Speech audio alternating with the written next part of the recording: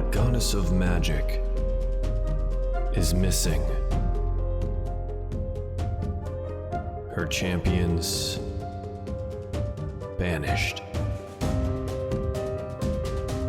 Trapped.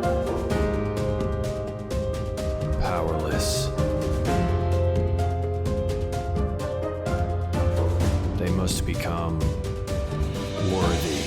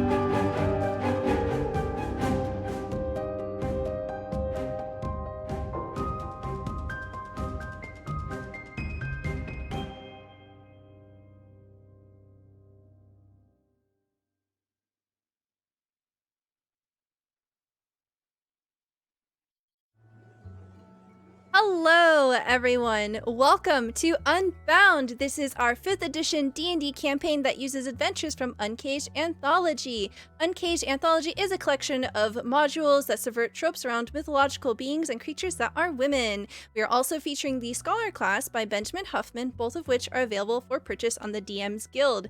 Shout out to our Patreons, thank you so much for your support. Because of you, we are able to do one-shots and marathons on this channel, and we're able to pay our cast, our DMs, and all of that. Thank you so much. If you're interested for more information about what you get as a Patreon, you can go ahead and click this link there in the chat.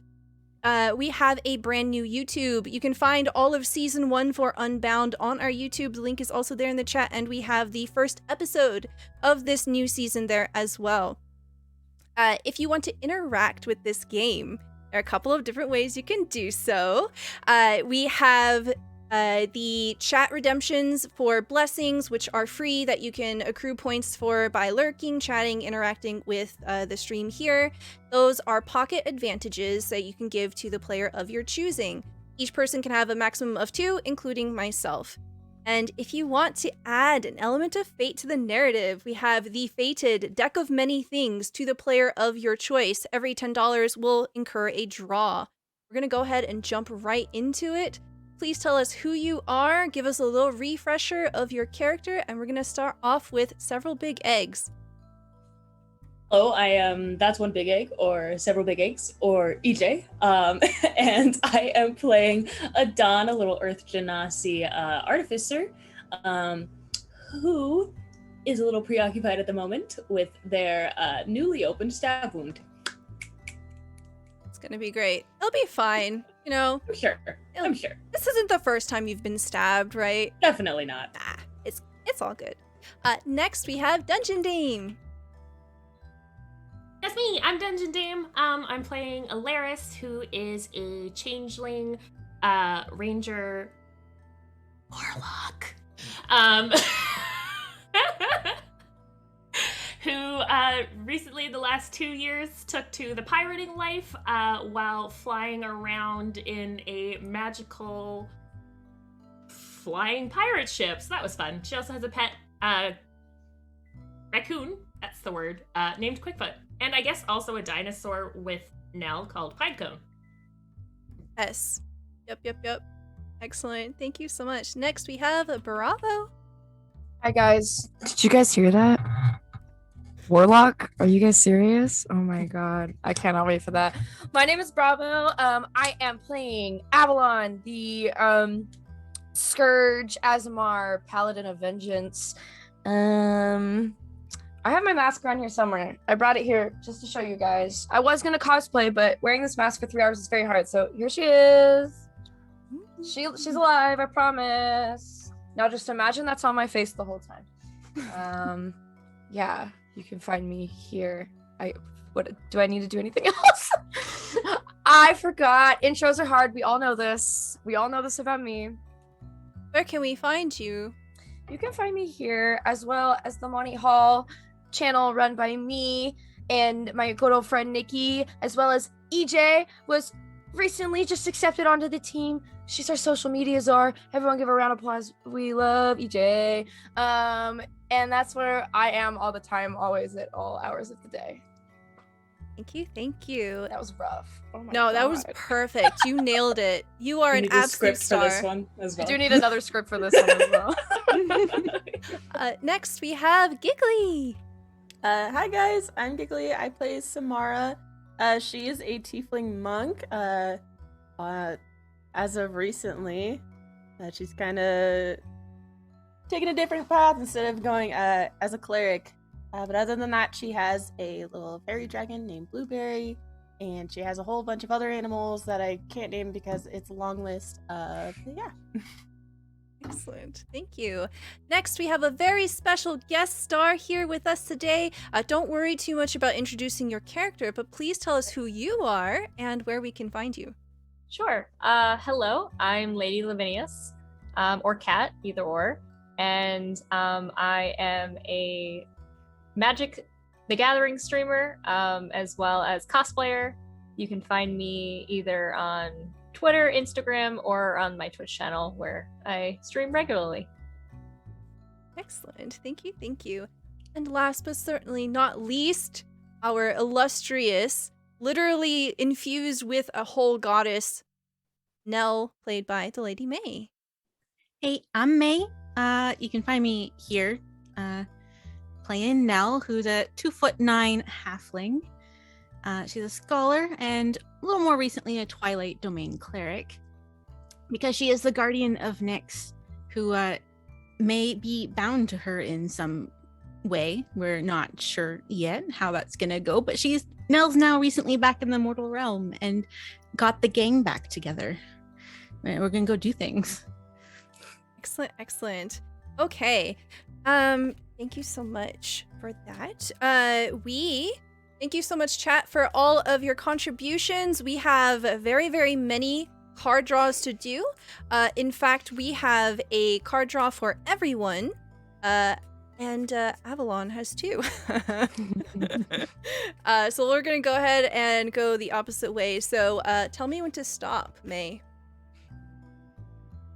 Stop. Okay. Ha ha ha. Ho, ho, ho, ho. All right. Kat, please tell me when to stop. Now. Okay. Okay. All right. Giggly, tell me when to stop. Stop.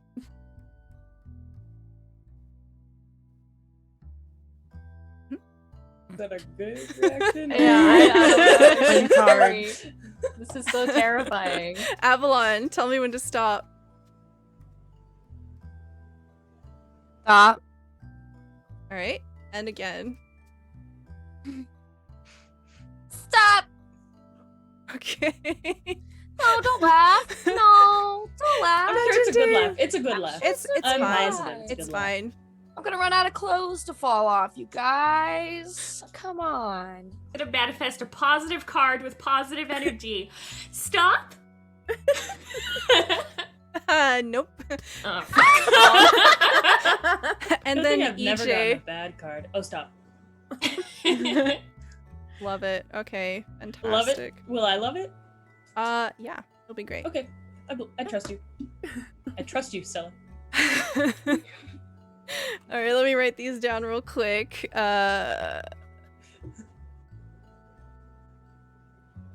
These cards. They're gonna make me go bald. Yeah, pretty much. Wig. All right, so we're going to go ahead and jump right into it. So our story today will begin somewhere a little different. You might remember last session that there was a stabbing. We saw that Matea had stabbed Dawn right into the shoulder. That's not where we begin our story tonight. We will begin in the underworld. Zara, you are currently in a clearing that you know to be a sacred grove within the underworld, and this is a grove that is kept by your goddess. This is an area that you help maintain, that you help shape. So it is something that you have a direct hand in manifesting. What does this grove look like? There is a lot of old vines that are streaking across the ground. It's almost like you can't walk in a straight line, like the grove is actually like directing you where you need to be. And because of all the vines that are sticking out of the ground, it's pretty dense forest. There's a bit of a mist that's hovering across the ground as you continue through. So you're not really sure where you're going, but it's almost like the grove is letting you go to where you need to be. I love it. And this place is completely familiar to you. And as you're making your way into it, you see a familiar person. You see the distinct shape of your goddess, Persephone. And she has her back to you. And you can tell just by the way that she is standing, the way she is looking around, that there is a measure of alertness with her. She seems uneasy. You aren't quite sure what's been going on in the underworld as of yet. You have this sense that there is some distress in the air, that there might be something afoot, but you haven't investigated quite yet. How do you want to approach? I would walk up to her and say, Lady Persephone, you're not usually in the forest this late. Is something about the wrong? As she turns around to look at you, we see this tall, very lanky person. Persephone is easily 7, almost 8 feet tall, and she has this long, draping brown hair, and she has very delicate features, very fine-boned. And when you look at her, you can tell that she's been crying. She is clutching to her chest a helmet, a distinct skull helmet that you recognize to be one that belongs to Hades, god of the underworld. As Persephone looks at you, what do you look like? Well, you see Zara standing there. She is a dryad druid, so she is kind of one with nature. She almost has, as I have the outfit today, she has like a red leaf, like it almost looks like a shawl that goes around her. Her skin has a slight green texture to it, but she has longish reddish hair, and you can see there are almost cracks in her face, like the bark on a tree. She looks pretty old, that she has definitely seen sometimes. You can see some of the bark is just cracking off in parts. But she seems vibrant, and there's actually small little berries also coming off of her, and little mushrooms as well. Oh, I love that. So tear-stricken, she looks at you and she says, Hades is lost to me. We are under attack. There is an enemy within our home.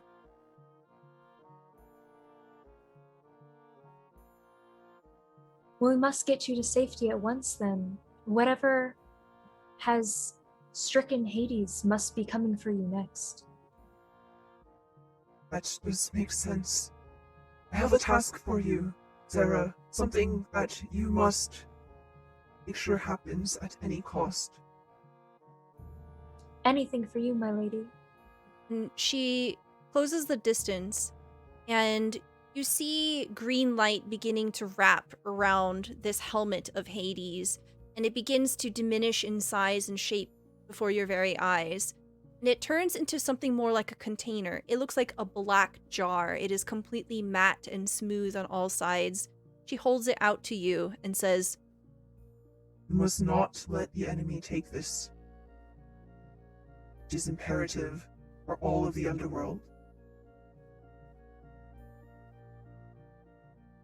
Very well. I will hold this and guard it with my life. But we need to get you to safety as well. I will not go without you. Very well. I would like you to go ahead and scout before me. I have the sense that there are many eyes For sure. There's danger lurking in this forest. I sense it. The grove, there's something wrong with it tonight, but let it guide us to safety and get us to the magical realm. She gently lifts her hand and she touches the side of your face. Go with my blessing. Fate of the underworld rests in your hands. She just gives a little nod and hurries through the forest, through all of the mist, with one last glance to Persephone. I will be back for you. Wait here. As you are leaving, the smoke begins to curdle. It coalesces thicker, and she eventually diminishes into a haze, disappears completely from view. And you begin to make your way through the underworld. The underworld itself is a labyrinth of many layers. There are dungeons, there are crypts, there are a number of different fields, battlefields, graveyards, all sorts of different terrains, but you are quite familiar with the underworld, and you're going to be able to make your way through it without very much difficulty. Go ahead and roll me a stealth check at advantage. Okay. All right. 6. All right. So even with a 6, you do perhaps make some bit of noise in your haste, but you do know the secret places here in the underworld, and you are definitely able to make your way through. However, with that 6, you do draw the attention of someone as you are trying to make your way towards the gate of the underworld, the exit of this realm. And you recognize this person. You are stopped by what appears to be a being that is mostly human, but also has avian features. And this person is a champion of Hades. You know them to be a gatekeeper. What would you say your relationship would have been with different champions of Hades? I think they would be relatively close because, Persephone was married to Hades. So I think that as such, I would probably have gotten close to champions of Hades as well. Okay. Yeah, so as you come upon this avian person, you see that they are wearing the very similar sort of matte metal armor that indicates that they are a servant of Hades, and they grip their spear, completely uncertain of what's going on. Sarah, what is going on? Do you know? I have just spoken to Persephone. It believes, if she is right, Hades has fallen, and this place is no longer safe for many of us. Do you know who has slain Hades? How is that possible? I am not sure. There's many ways. You know as well as I do that when someone is a god, such powerful being is slain, they're not dead, but Persephone weeps like that is the true death. The true death. Hades. This does not bode well. I will help you, Sarah. Where are you trying to go? I am trying to scout a route to the magic realm. Clear a gate for Persephone to be able to escape freely. Will you help me? Of course. We must do anything that we can. And they begin to lead the way with you. And we see a little montage here of making your way through the underworld. And as you begin to approach the final steps out, there is a conflict. You see very clearly the Prince of Demons is leading an army. And you see that there are other champions of Persephone, other champions of Hades that are being absolutely demolished here. Overrun. Ralos says, turning to you, I will try to hold them off. All right. I wish you luck. Let me see what's happening on the other side, and I'll be back. I promise. I'll bring help. I promise. You can see how, like, she doesn't normally get very upset, but you can see, like, bits of her bark are actually, like, starting to peel with the stress that she's just having to deal with. You can see that Ralos looks quite distressed and scared. There is a deep fear in his eyes, the way that he gently tremors as he takes a defensive stance between you and the oncoming army. That he's not sure what's going to happen. He's not sure that he's going to be here when you come back, but he says, I have complete faith in you. Run, Zera. Don't look back. Don't die, my friend. Fight. Leave if you need to. I promise I'll be back. And she will get and jump through the gate, I guess. Okay. As you make your way through the gate, it almost snaps shut immediately behind you. The camera pans away from you onto this massive, massive door. We see a realm of black stone and green fire. And on this door, there are 10 faces. They all seem to be sleeping currently, without emotion whatsoever. But you know exactly what has happened, what has transpired here. This door will not open again without the willful power of whoever is running the underworld. Zara's gonna turn back, realizing exactly what happened, and like bang on the door because she knows that it's in vain, but she's just going to just be crying out, No, I said I would be right back. I told her that I would keep her safe. Persephone, please. And she's just gonna be like, and then she's gonna kind of slowly slump to the ground right on the door. I will find help. I will come back to you, I promise. Stay safe, my lady. And it's gonna, like, she's just gonna slump down and she needs like a minute. And I think like the screen slowly fades to black. And then onto the screen, we see words scrawl and it says 2 years later. And then we are transported to a different place with a completely different vibe. We are now... It's a chill vibe. Chill, nothing has happened. Chill. We're vibing. Not like any kind of tragedy happened 2 years ago. Here, have some ambrosia.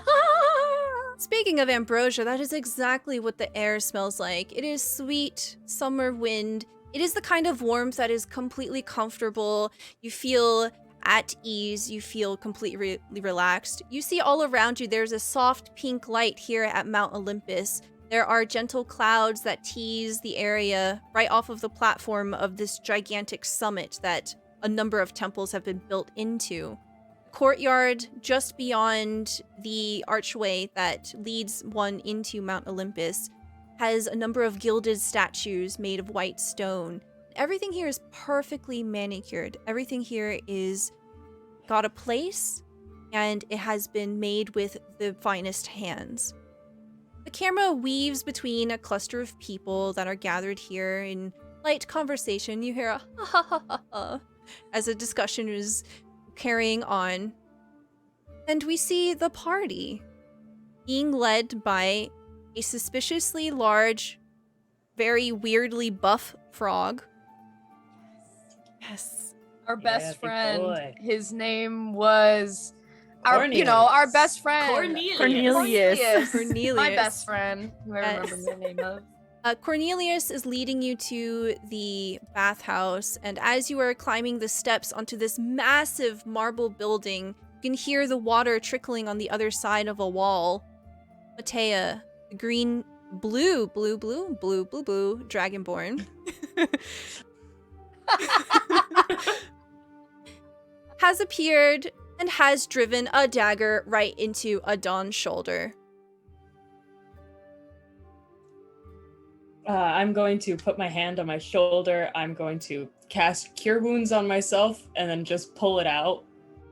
Like in Are you that gonna- same flash, Avalon's gonna like just like as if it was like lightning, have like her massive sword just like pointing like an inch away from Medea's face. It's all right. Are you done? Matea, Nell's just like nervously going like this, like I didn't give her the dagger back. I'm holding the dagger. okay, you're holding the Are you dagger. done?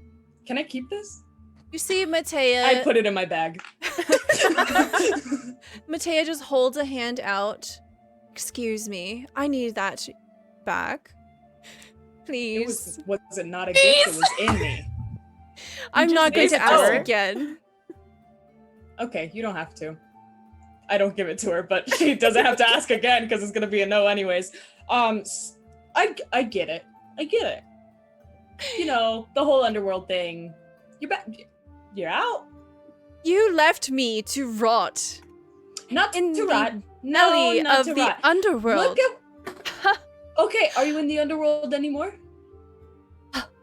You see that she is very flustered. She can't even look at you anymore. She is looking around saying, "You don't understand what I had to do to escape." I don't, because you haven't told me. But also, that is not so important right now. Have you heard about all of the gods dying? Because we're trying to get a little party going on. Trying to figure this out. She looks like she's in the middle of about to saying something. No, and we she can just catch up later. cuts short. She looks over her shoulder towards the bathhouse and says, "Well, you aren't the first non-Olympian champions to make your way here. Some of us are It was a gathering. little backhanded, but okay. I'm sure tonight at the banquet it will be addressed. After all of the champions are being summoned here to Mount Olympus." So this is a yes? You have heard of it, and yes, you are wanting to help? Or is this like a rain check postpone thing? Matea just like puts her hand up in front of your face and looks over to Nell and says, she doesn't even like hesitate. It seems almost as if she doesn't register that anything might have changed between you and her, Nell. She says, "I'm surprised that you're still with these riffraffs."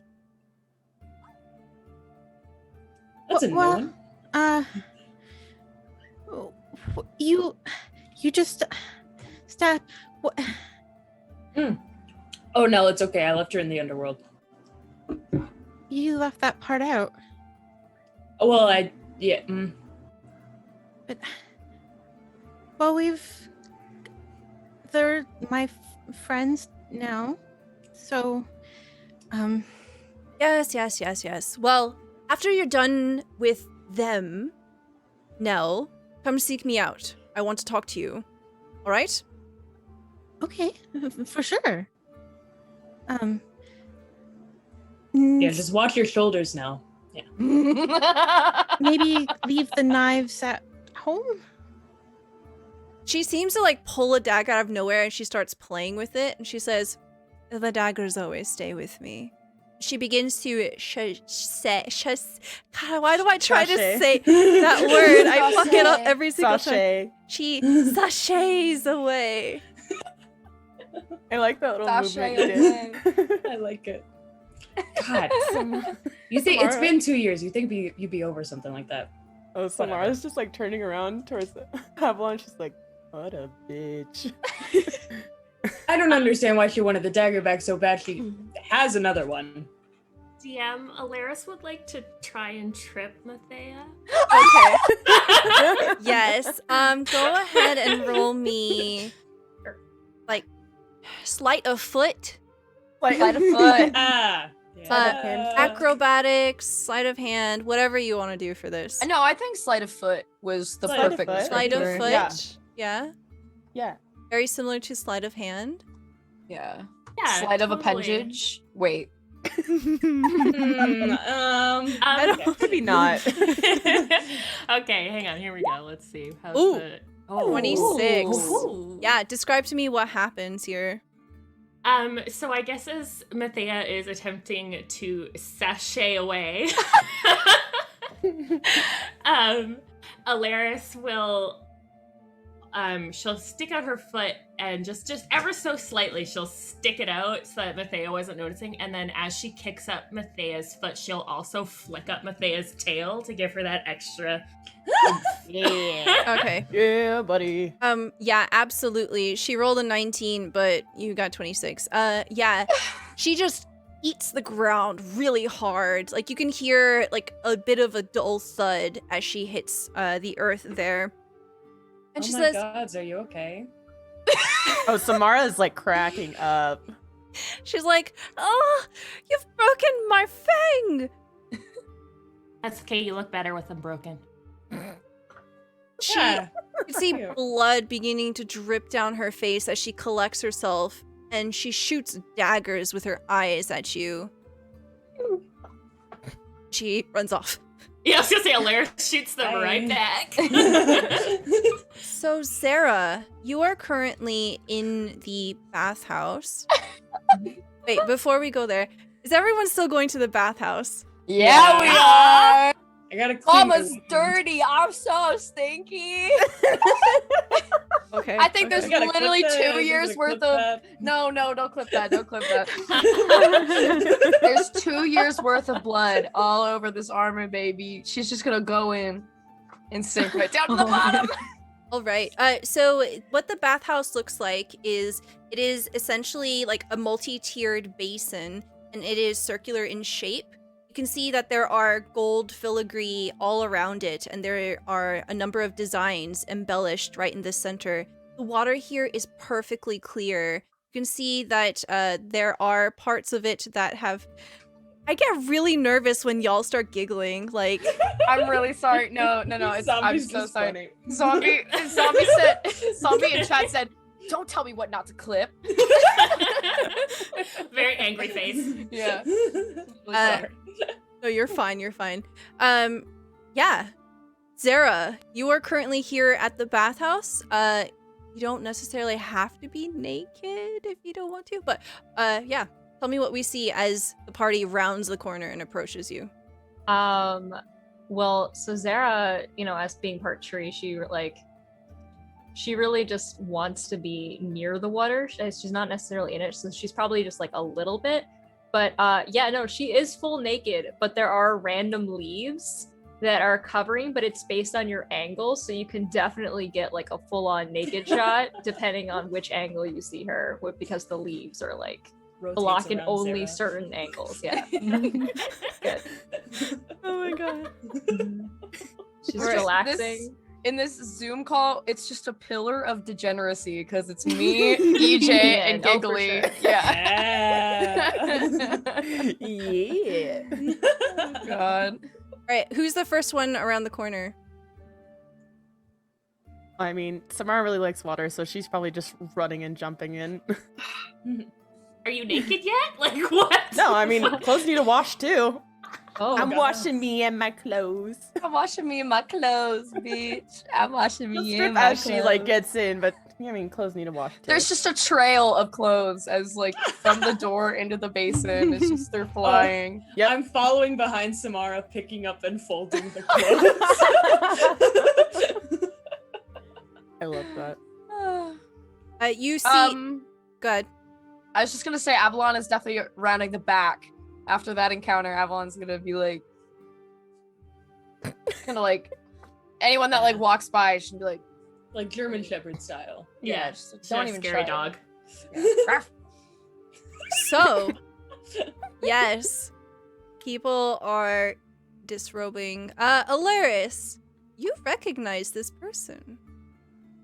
I think as she's taking straps off because she's covered in. She has so many straps. There's so many straps on her So many. persons. She's like putting one down, and she notices the arky, Rudy dryad feet. Yeah. And she looks down and she looks back up and she goes, Zara? Alaris, is that you? I mean, I probably look a little different than the last time you saw me, but yeah, how are you? I have been better, but this place is at least relaxing. What are you doing here?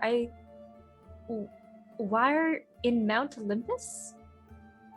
Well, I guess everybody's coming to Mount Olympus for all the champions. Oh, I hadn't really heard much. I just got here myself, but I was not summoned. What's Oh. going on? Well, there's been some troubling news about all the gods, but that's not why you're here? No, I came here searching for help.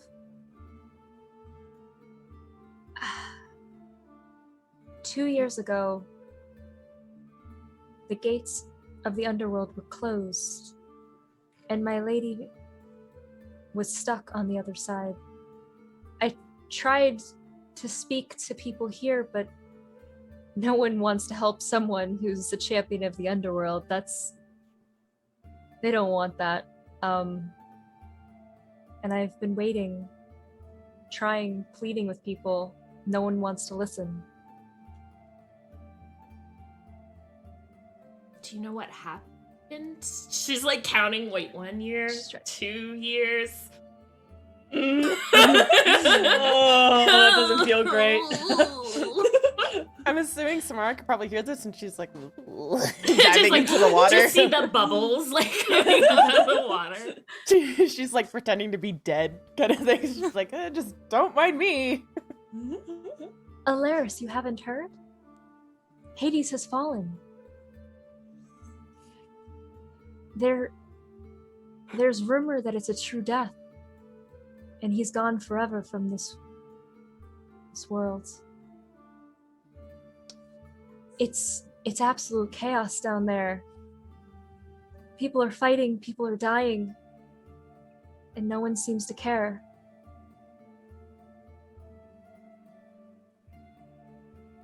You were champions, not from here, if I remember. It's been quite a while. Yes, we are, and she'll kind of gesture to the ragtag behind her. We champions of Hecate, so we aren't here ever.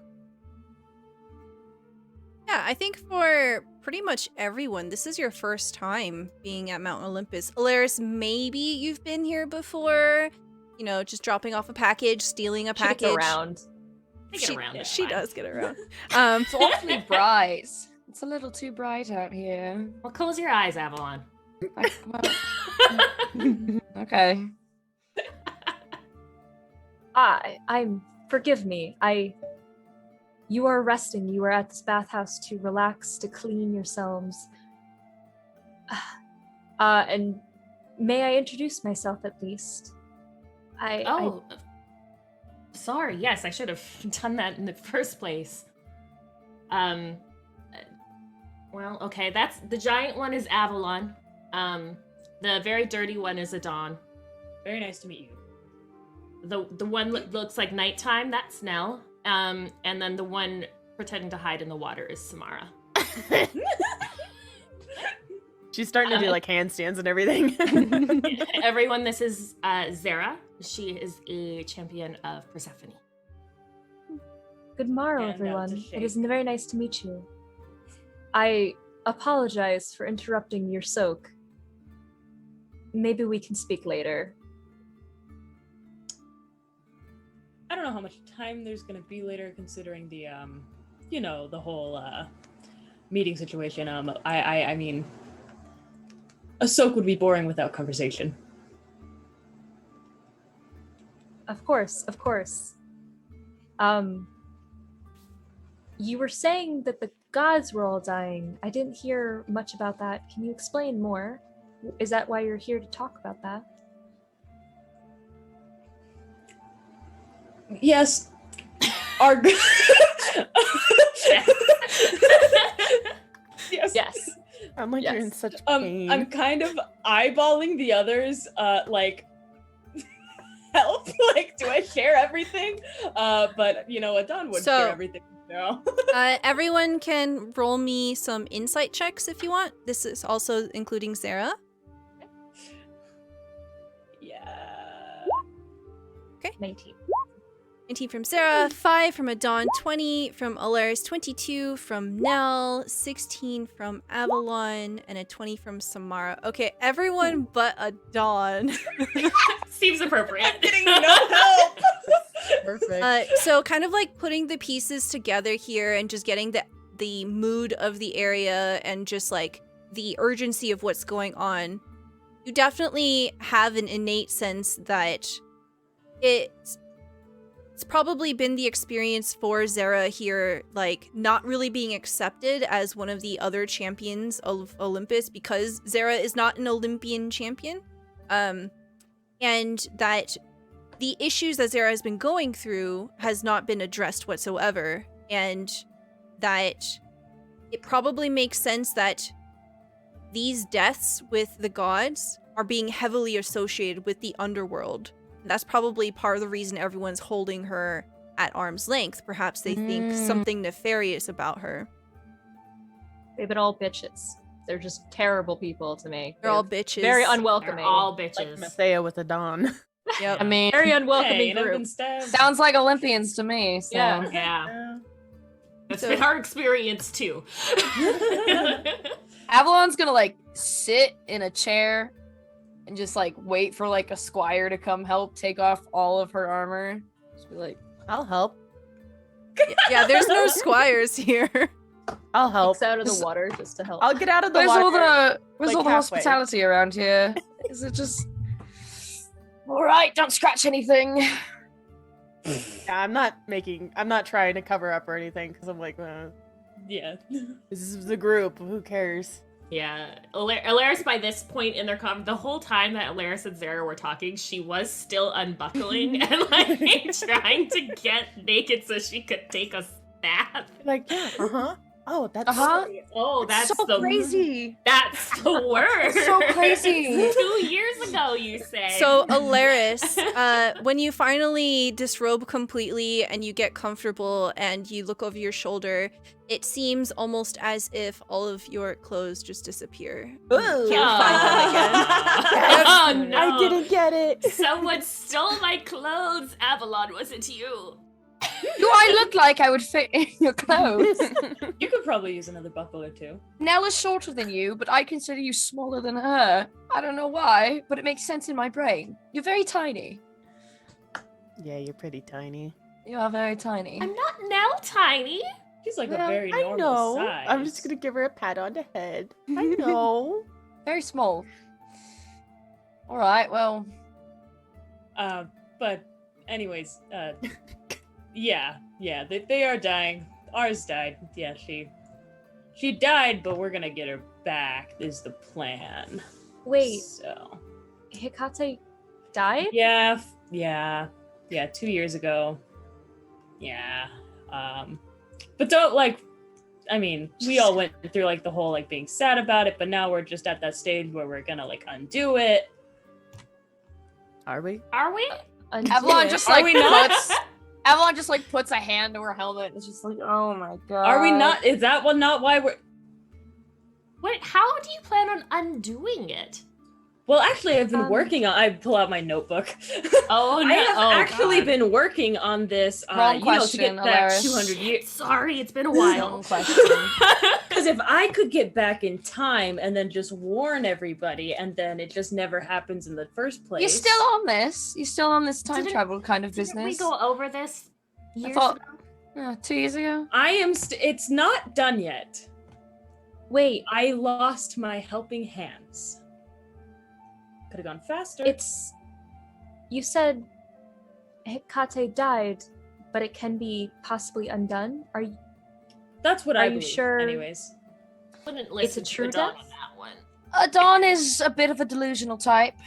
Likes we to have been believe back in time he's- before. It's he's not crazy. optimistic. We're keeping our options open.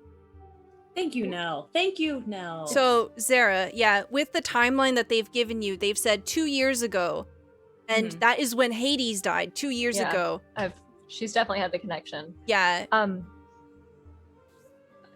I'm sorry to bring up such difficult memories, but can you? What happened?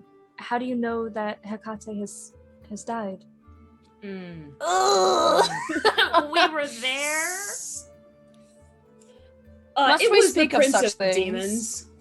Oh, The prince? I'm slapping my hand over Adon's mouth. I rolled a 5 on my insight. I don't know anything. I'm just gonna do it and be like, It was the. we barely know this girl.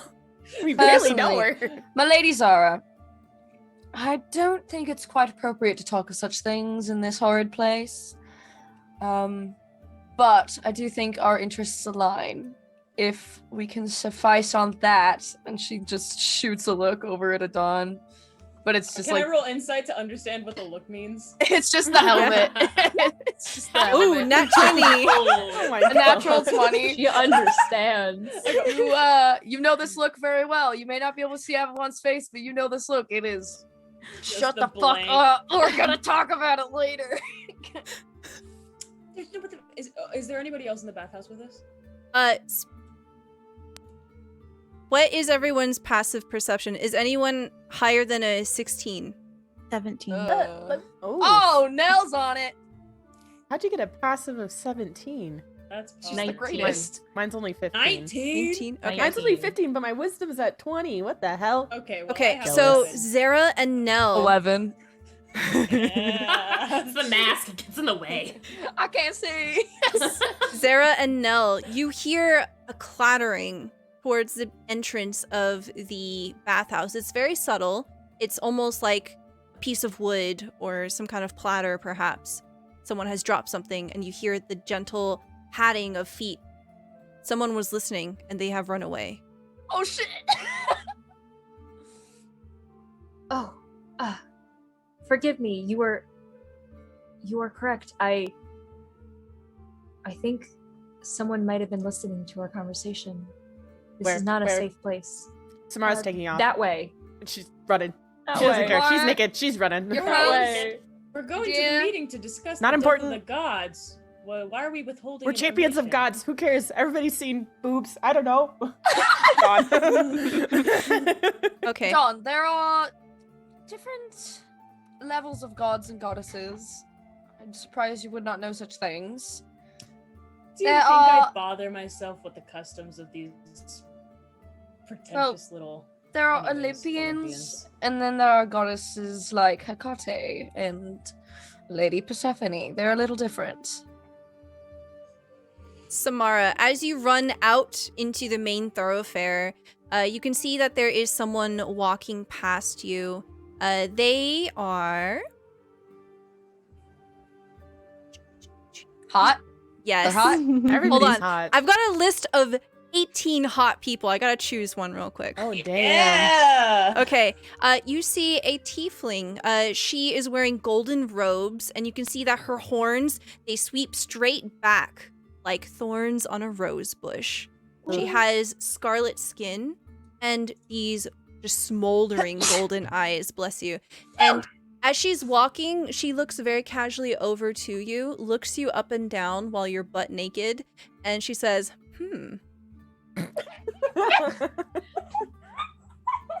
well, who invited you? Do you see anybody running away from the bathhouse?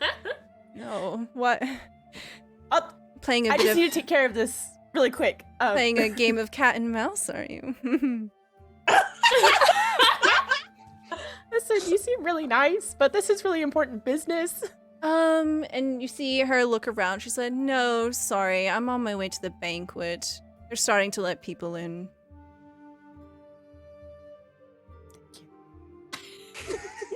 Samara's gonna go She's gonna like turn around and start to walk back She- to the back yeah, house, she's but she'd be like, "Wait, what's your name?"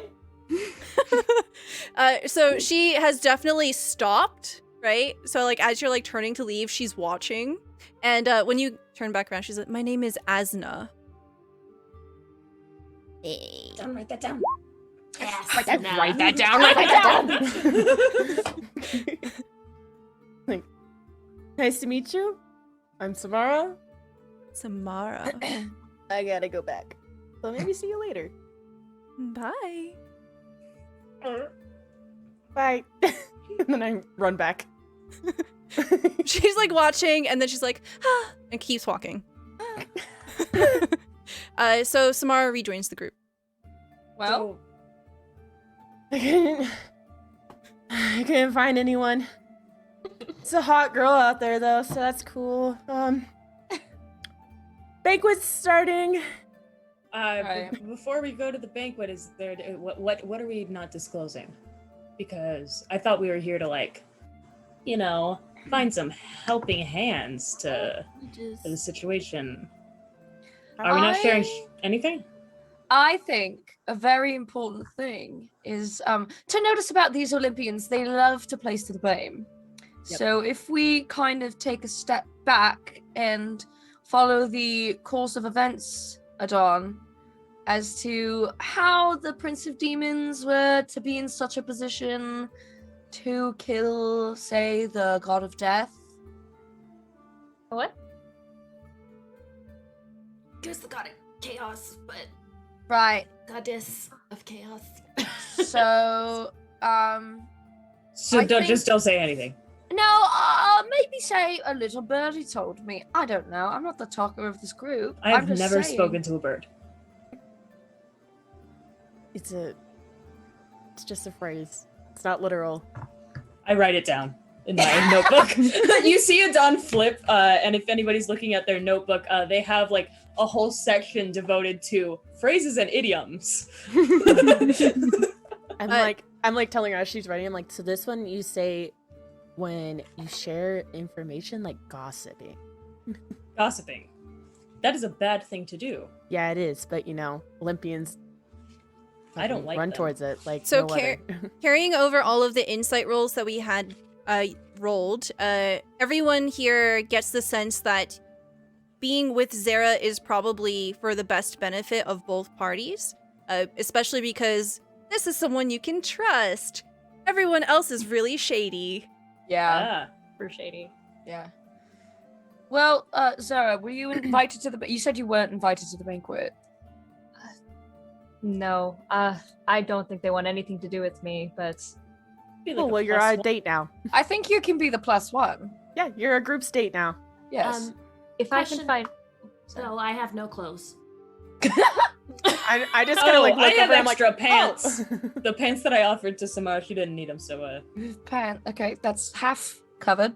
Here, you can have, and she's gonna like pick off 2 of her leaves and stuff, and a couple of her leaves, and she's gonna be like, if you would like, here, let me just, and she's like, some of like a little bit of sap comes off like her side and stuff, and she's gonna like put it, and then she's gonna be like, here you go. yeah. Sarah. That should do the job for now before suitable clothing can be found. We can Just go. full map. You can see the entire map. Oh no. Oh yeah, fuck. please describe what your map looks like to Zara. Yeah, so way back in the day, Alaris was magically gifted a map of the world. Universe? Yeah. And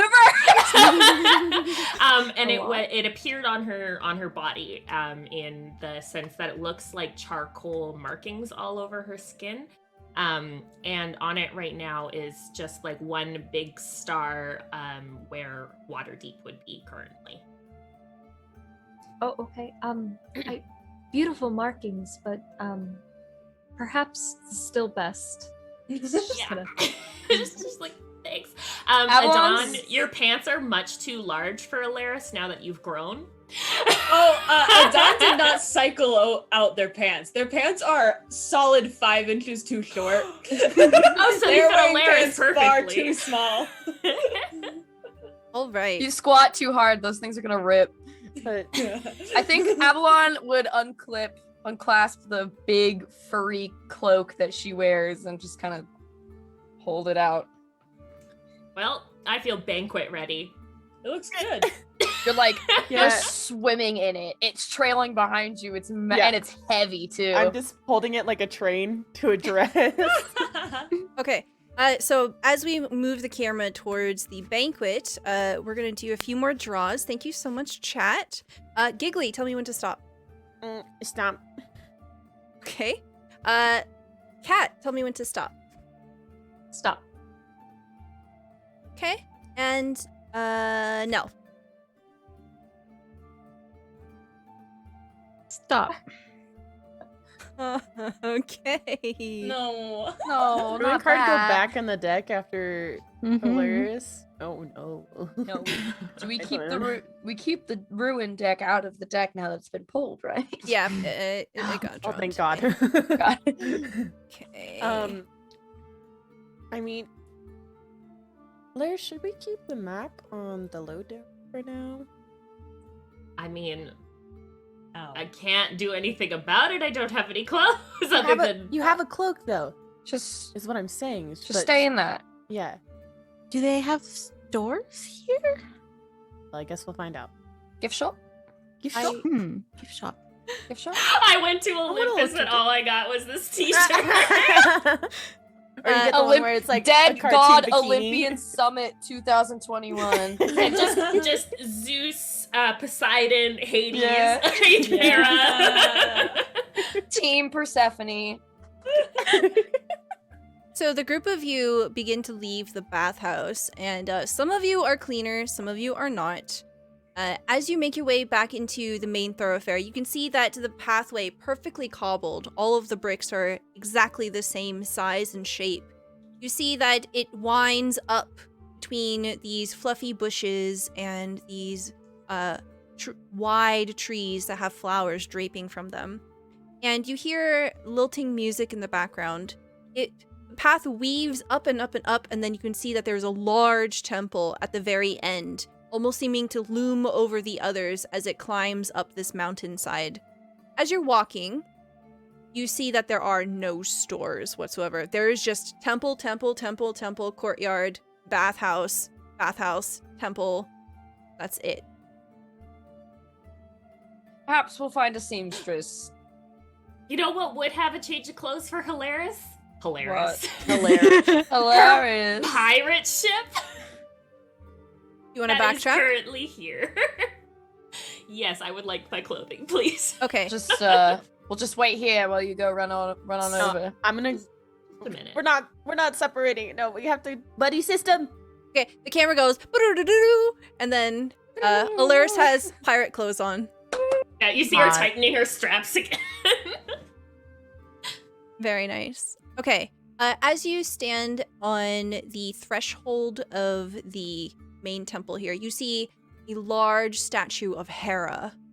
You can see that she is holding what appears to be a peacock, and its long feather tail just whooshes down to the side. You can see that it's been painted.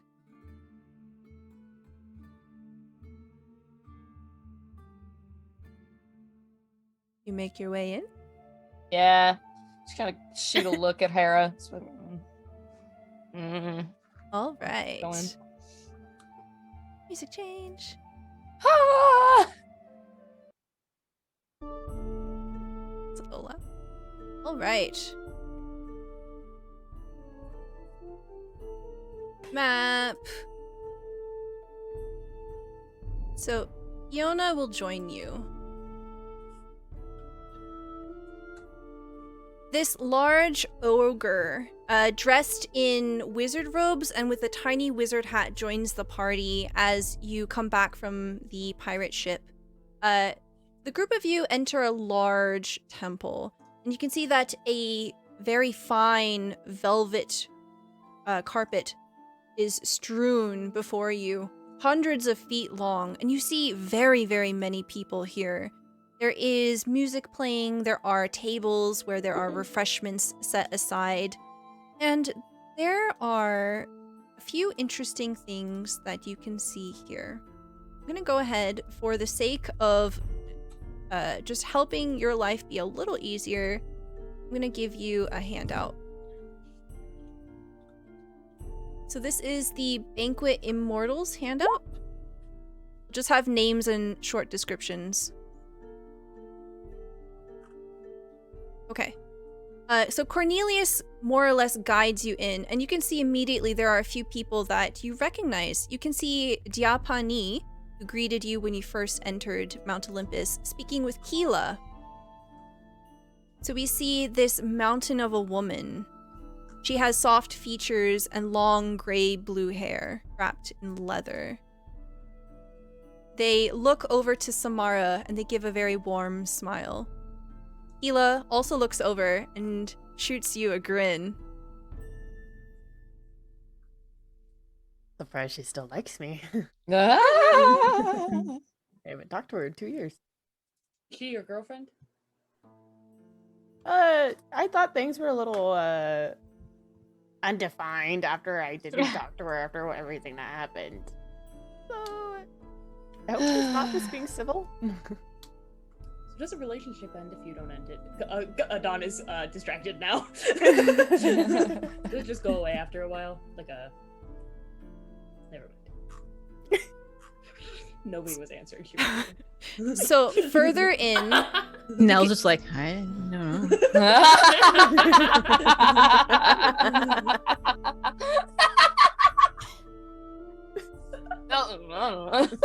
That's me. Fucking merged with Nyx, and she's like, I don't know. I'm really out of sorts here. Nice, huh? I ain't been here in 2 years. I don't know. I don't know how things work.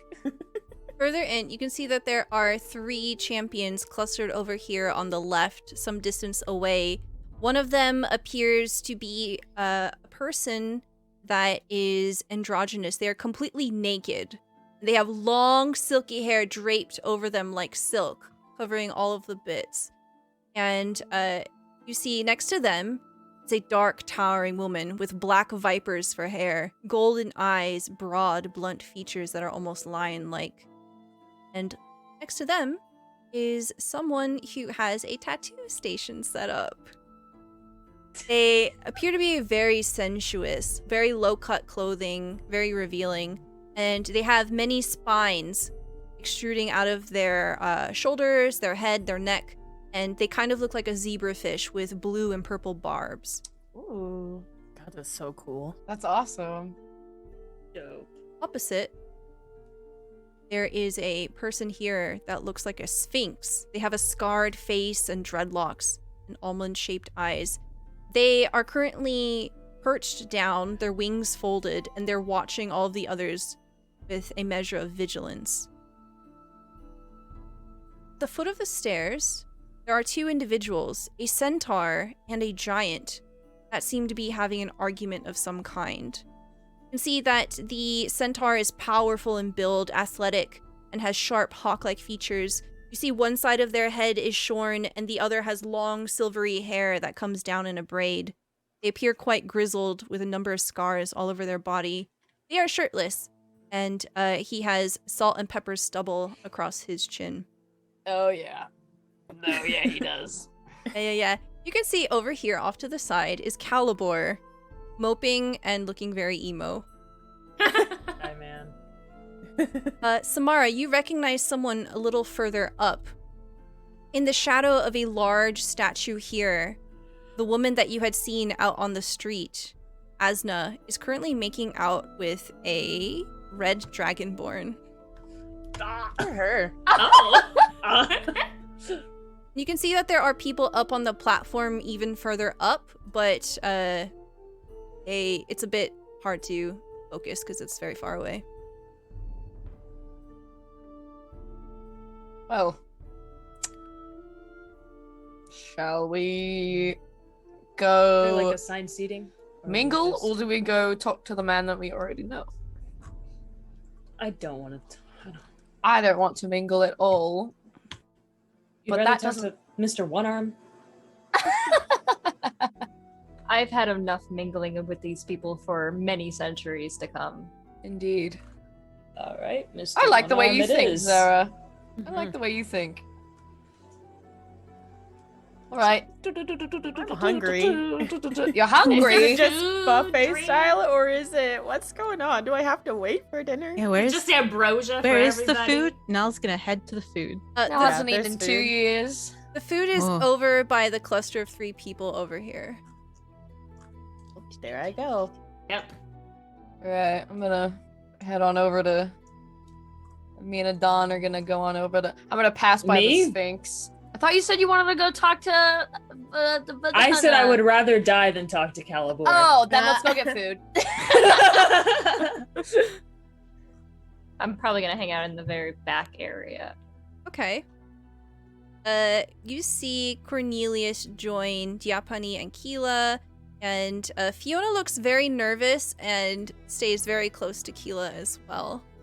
So, as the party gathers together here by this banquet table off to the side, you see the person who's completely naked turns to face you and says, "Welcome. I haven't noticed you before. You must be new here. I am Auroran, champion of passion." Yeah. Like, Zara's gonna look off on the other side. Champion of passion, that's like Aphrodite, right? And I write it down. Yes, Aphrodite. Unfortunately, my queen was the first to die. Oh, I don't know if that's right. What? Fun. Adon, shut up. Just put some food in your mouth and just. She babbles a lot of worthless shit. Don't listen to her. Don't quite like the vibe here anymore. I'm going to go somewhere else. Bye. Goodbye.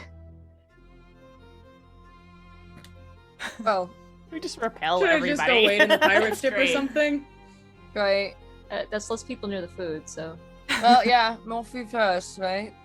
You see the Triton begin to approach you, and they say, "My name is Rion." And they set aside a number of tattoo supplies. I am the champion of festivity. I will be running the banquet, so to speak. Please help Oh. yourself to any refreshments. Thank you. Are we to go anywhere specific? Is there a time when it starts? I've never done this before. Oh, Queen Hera will be making an appearance sometime soon. In the meantime, please feel free to mingle. Please feel free to help yourselves, wander the halls if you like. There's an exquisite garden out back. All right. Well, eat away, my friends. Yes, I'll guard the back. So, I think this is a perfect time to introduce some mechanics. We're gonna have a mini game. No way! This is awesome. All right, welcome to the Olympian Banquet. So essentially, we're gonna consider this as downtime, and everyone will be able to choose an action.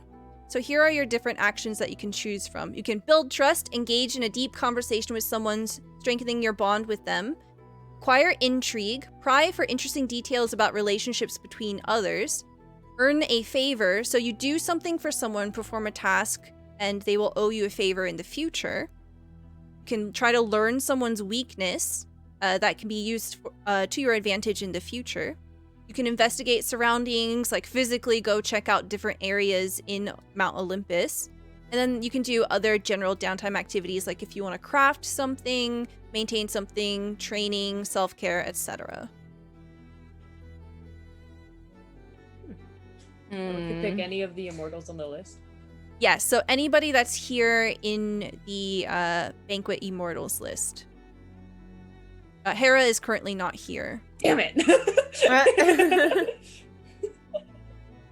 I know I'm looking at this list, looking at the cast.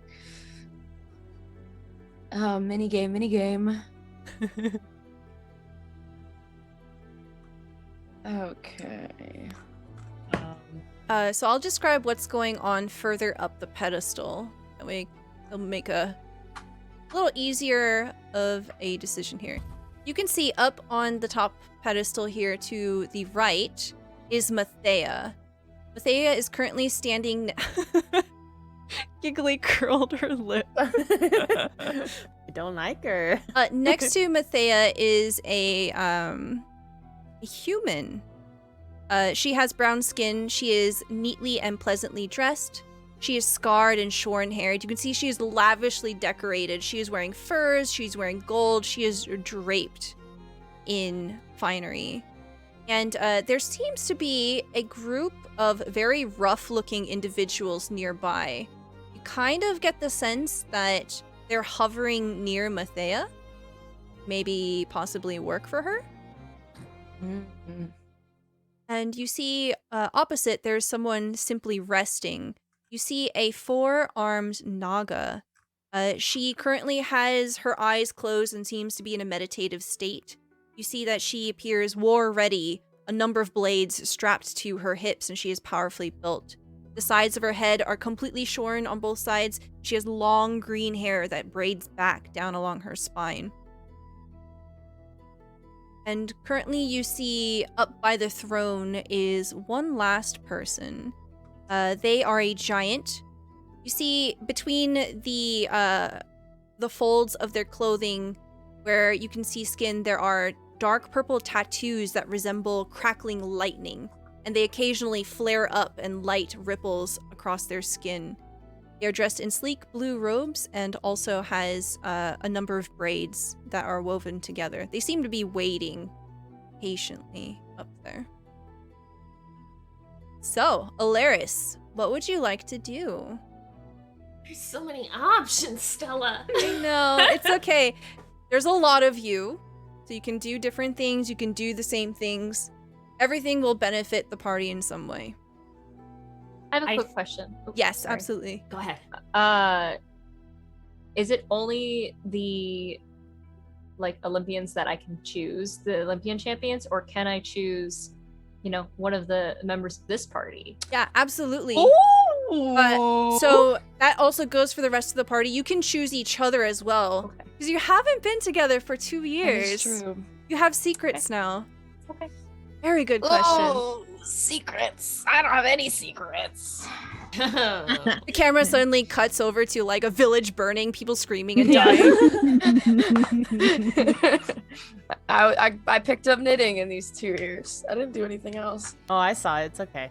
Oh my goodness.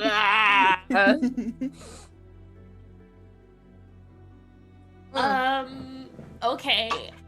I think Alaris is gonna go talk to, she wants to go admire the green-haired lady's swords, the snaky lady. Okay. So you go up to Uklot. Go ahead and move your token there. God, there's too many things on the screen. I'm reading too many handouts. Bro. All right. So you approach Uklot. This is a champion of prophecy serving Apollo. What banquet action would you like to do here? I would like to build trust, I think. Okay. So go ahead and tell me, like, just in general terms, what kind of approach you want to do here. You get the sense that the disposition of this person is kind of reserved, but they are definitely open to talking to you. As you approach, they open their eyes and they give you their whole attention.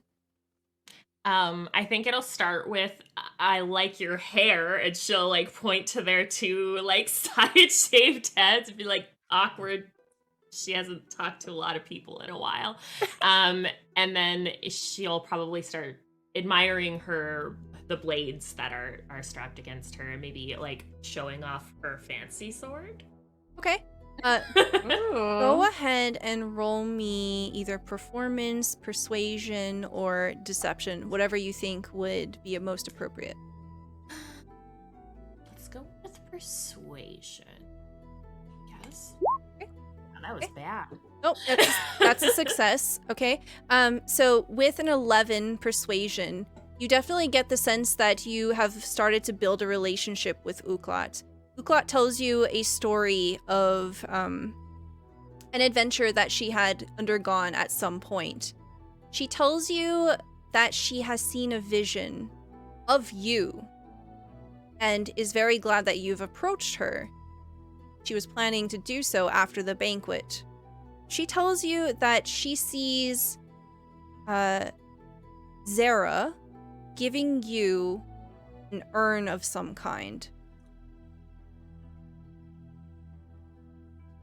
She doesn't seem to be able to grasp, like, the specifics of what is going on. She doesn't know what it is, and she says that it seems really important that you have it. And that it's important for the success of your mission, whatever that might be.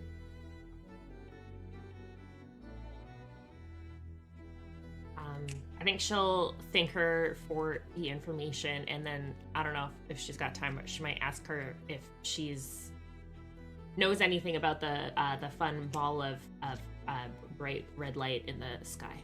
Ooh, okay. Right. Oh, geez, I forgot about that. Let me show everyone the changed world. The world as you know it is slightly different ever since the 2-year jump. We have the red star. A celestial body has recently appeared. The sky during the night in any realm, there are no more stars. One by one, each of the stars have disappeared over time. In the last couple of days, a new star has appeared and it's red. So bright you can see it during the day. And there's something oppressive and unwelcoming about it. As you ask questions about this, you get the sense that Ukla is uncomfortable and struggles to tell you information. Perhaps not. Go ahead and roll me insight. Okay. Oh god, I closed it. I do the same thing. I'm like, I'm gonna need this. Close it. Shit. Okay. 17. 17. You see that Ukla is struggling to get the information. It's not a lack of willingness to share. It's just uncertainty. And she says, whatever it is, it's not going to be good. It is going to be the end of us all. Have you ever heard of the ink? I am not sure, but I can meditate on this. If you find out anything about that place, please let me know. I feel it might be important. Absolutely, I can do this for you. Okay. Thank you so much. Yeah. Thank you. Alaris is sweating buckets. Buckets? Did you say the end of us all? Shit. Oh, crazy. I wonder how that happened. Oh god, first Demon Daddy, now the ball in the sky. Oh my Did God. I do that? All right. Next, we have Nell. What banquet action would you like to do? She's gonna build some trust with Rion Okay. over the food. Oh, yes. Absolutely. Okay. Go ahead and make a roll here, whatever you would like to do. So you can use your cooking utensils if you want, nature, whatever is appropriate to the approach you want to take. Okay. Cooks utensils 16. Very good. This is absolutely a success. So tell me what this conversation kind of like sounds like, the approach that you want to take. She's got like at least 3 plates that she's trying to juggle. And she's kind of like, since her hands aren't available, she's just kind of like raising them to like take a nibble, and she kind of like, so who's the chef? Who did you make, or did you people make? Can I have the recipes? Do you like it? It's magnificent. Though I can't tell if it's magnificent because it's, well, made amongst gods, or I haven't eaten in 2 years, but it's divine either way. Curious you say that, but yes, I made it myself, and I'm sorry I can't share my secrets. But Maybe just a little, just one. Just one. For the admirer, of course. So Rion will begin to tell you one of the recipes. It's a ambrosia pie. Yeah. It has this it's like this fluffy crust, and it's like flaky, just very, very sweet, and it just happens to have like this like layer of like ambrosia jam on top, and then they have like, I don't know, eucalyptus leaves on top. I don't fucking know. It's delicious, like to die for. And yeah, absolutely. As you are kind of like talking about food, you can tell that Rion begins to get comfortable with you, and towards the end of your conversation, they say, "So, what did you mean about 2 years of not eating? Are you not well?" Well, I'm fine. I'm perfectly fine. Well, I'm told it was 2 years. I don't, my passage of time was a little out there. I haven't exactly, I don't know where I was the last 2 years. Where gods go when they're not in their bodies. Oh. Place between. Yes, I've heard of that. I don't know very much about it, but it is said that when a god dies, their spirit goes into the place between. And the end of the road there is the underworld, where they go before the throne and they see Hades. At the word underworld, Zara's kind of nearby, so she's gonna peek up and start to listen into the conversation. Mm-hmm. Yeah, Rion is not trying to conceal or like lower their voice whatsoever, so you easily hear this. And they don't seem to notice that you're looking. I think some manner of sacrifices have to be made, and there's blood magic involved. All of this is not true, Zara. It's definitely not. Yes, it's grim stuff down there. Zara's definitely gonna speak up. She's like, excuse me. I believe you're mistaken. It's not at all like that. And if you took the time to talk to one of us, you would know that. But no one likes to listen here, it seems. So they kind of like look between Zara and Nell, and you can definitely tell this is what an insight check looks like when an NPC is doing one. It's very plainly visible that they're trying to see, is Zara and Nell like close? Are they friends? And I think both of you sense this very easily. Forgive me.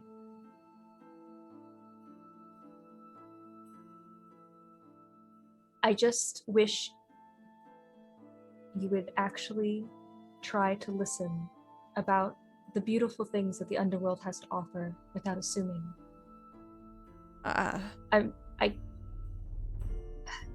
Please excuse me, and she's gonna walk away. Just gonna get across to the other side. You can see that Rion watches Zara leave, and there isn't any animosity here. You can see that there is some hesitance, but they seem kind of open, and there are like a million questions on their face as they look to you, Nell.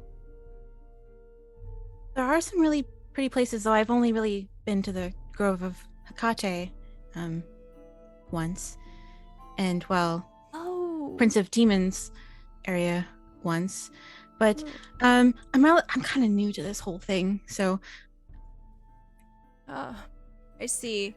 Well, as you can tell, there are some strains between the different types of champions. I try to make it easier for everyone, but it is very difficult for me to leave Mount Olympus. As you can tell, the gods like their banquets. They do? I imagine they do, I guess, if you're busy party planning. But maybe if you take a vacation, we could have a banquet in the underworld? That's not a bad idea. Think I'll do a lap around and then try to speak to... Her name was Zara? Yes, yeah. I'm Nell. Nell. They take your hand and they put a gentle kiss on your palm. It is a pleasure to meet you. Oh. I hope we get to meet again, especially more food. Definitely. There will be another banquet sometime the next day. Can we take leftovers? Help yourself, of course. Fiona!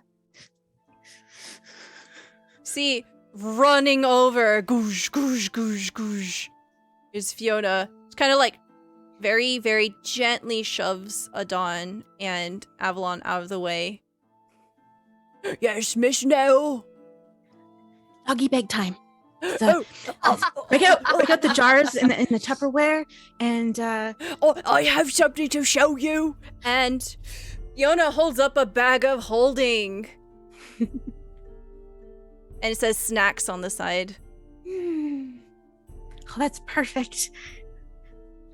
All right. So we'll say that the camera pans away as Nell and Fiona begin to make doggy bags. And Rion begins to disengage and kind of like wanders away with an eye cast over towards Sarah. Next, we'll do Adon. Adon is going to make their way over to Winna. My action is build trust.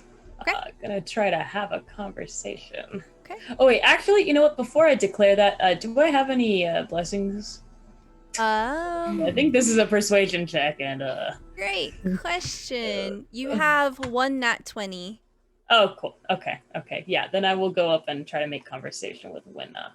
Okay, go ahead and move your token.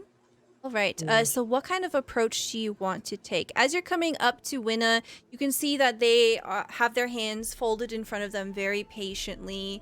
They seem to be waiting, very obviously, for Hera standing before the throne. You see that they are holding a quarterstaff. And this quarterstaff has the same like crackling lightning going down the side of it. At a glance, you can probably guess that this is a champion of Zeus. Cool.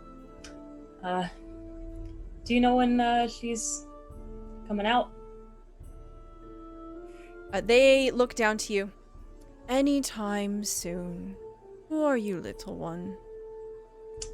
I'm a champion of Hecate, or, first time at Olympus, pretty big.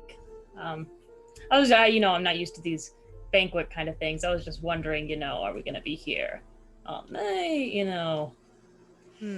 just wondering. See them tap their quarterstaff on the ground very gently. They're holding it kind of like a cane. Well, as long as you keep your hands to yourself and do not break our laws, then I don't think you'll have anything other than a good time here. Wonderful. I will not break any laws that I am aware of. Which are 0. They look you up and down curiously and says, it has been a long time since we've had a champion of Hecate within this realm. What brings you here? Are things not well in the realm of magic? Oh, no, they're really bad. Hecate she died. So that's why we're here. We're trying to figure this god death thing out. Okay. So, with the rest of this conversation, it's going to be very clear that Winna is intensely curious about this and makes it very blunt and clear up front that no one in Olympus has heard about Hecate, what has happened. So this is brand new news. They thought that this was a problem specifically only for the Olympian gods. And they ask you questions, but they do it in a way where they're not prying. You can tell that this person really respects boundaries and doesn't push you. I will tell them absolutely as much as I can without incriminating me or the party. Okay. But I am very willing to answer every question. And I do it very, like, kind of matter of factly. Like, oh yes, you know, we did see her die. Next question. Okay. So you can go ahead and roll me persuasion, performance. I don't think deception's appropriate here. History, perhaps. Yes, history. Yes, history. Okay, So chat did get you a blessing. I love you, chat. No! Okay, you rolled a 13. All right. It's a +9 and I rolled a 13 and an 11. It's okay. All you have to do is beat a 10 here. Yeah. So absolutely. So there's an exchange of information here, and it's very clear that Winna has established some trust in you. Cool. And like, since they're like, I went up to Winna because they were the only one that like wasn't in a group besides Calibor, and I did not want to talk to multiple people at once. So I am going to stay by their side. Okay. Yeah, as like that conversation comes to a bit of a close, you can see that they are looking around, and they say to you, do be careful here in the court. It is the nature of Olympian gods that they are fickle creatures, and they are self-serving. Champions are, unfortunately, not any different from their counterparts. Everyone has a purpose and an intent here. The other champions, they kind of told me to zip it, so I got the rundown. But you seemed cool, so thanks for hanging out with me, I guess. Of course, I'm here to maintain the order. You learned that Winna is the champion of order. Cool. All right. Okay, the camera will pan down over to Avalon. Okay.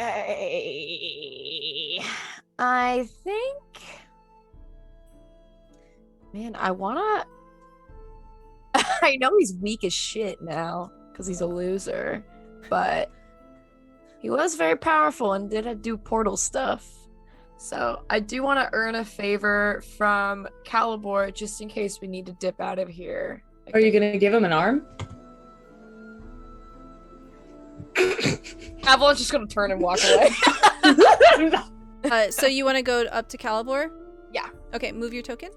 Because, yeah, Avalon definitely is like, I don't know anyone at this party, and I'm afraid of talking to my friends I haven't seen in 2 years, so I'm gonna go be awkward over here. Okay, so Avalon approaches Calibor, and what we see is a Warforged. They are mostly humanoid in appearance, but you can see between the tatters of their once illustrious robes that they are cracked and have suffered some massive damage. One arm is completely gone, and the other is up to the elbow, so they do not have hands anymore. His face is literally cracked in half. You can see that a part of his cheek is just missing, and he kind of bows on himself, and you can tell that he is very world-weary now. As you approach, you can see that he's currently leaning up against a statue, and his eyes kind of look up to you, and then he looks away and doesn't say anything. Avalon's gonna just kind of stand there with him for a little bit in the silence. And just be like, have you ever been to one of these? It has been a long time. I had not left the material plane in over 1,000 years.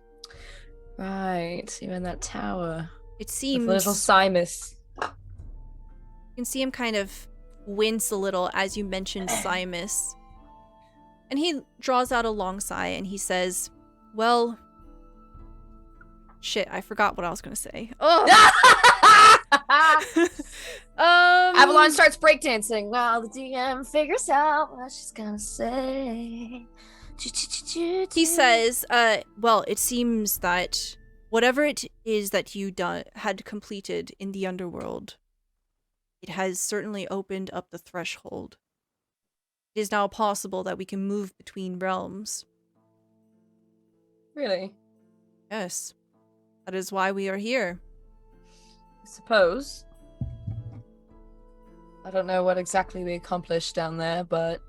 He begins to ask you questions about what happened down there. And what happened in the realm of magic. He's very blunt. And he does pry. I wouldn't give a length. I'd give it very as vague as I possibly can. Okay. I'd also use the excuse that I was charmed and brainwashed for like a little bit of it. Uh-huh. So it's fuzzy. Okay. Because you dropped me. Yeah! I dropped Lyris. But I'll be frank with him, at least. Mm-hmm. I think that I'd also say, like,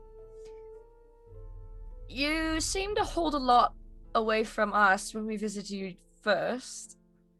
I don't know how inclined I am to share what I know, since you wouldn't share such things in that tower. That is You were fair. very eager to figure me out and figure out Adon and Nell. As you say that, he looks at you and he looks you up and down and he says, "You're intriguing." I'm intriguing? Well, There's something about you that is very unlike the others. I can It's see my it the height. way you... I think it's more than that. There's a darkness that weighs on you. same. Perhaps. I could say the same to you. Especially in the state you're in. What happened? His eyes seem to take a fire that was not there before, and he says, "Botchris." The storm giant that... Smash! I see. Yeah. Incredible! Right. And then the conversation will slowly, like, shift into a, "Hey, now that you mention, like, you know, how I'm all broken and shit, do you want to help do something about it? There's something you can do." I know someone who might be able to help. Might take some convincing. No, I want your help. Oh, my help. Yes or no?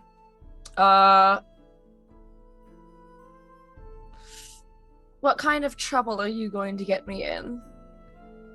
He is essentially going to be like, "You have to give me 2 of your magic items." Let me look at my inventory. Oh, shit. Literally, my only 2 magic items are my cool sword and my armor.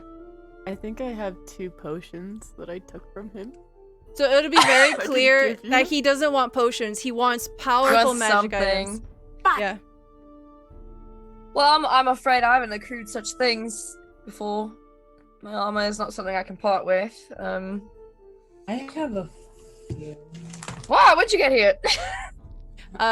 This is just, you know, you have a friend that can make magic items. That is true. In case you wanted to help him.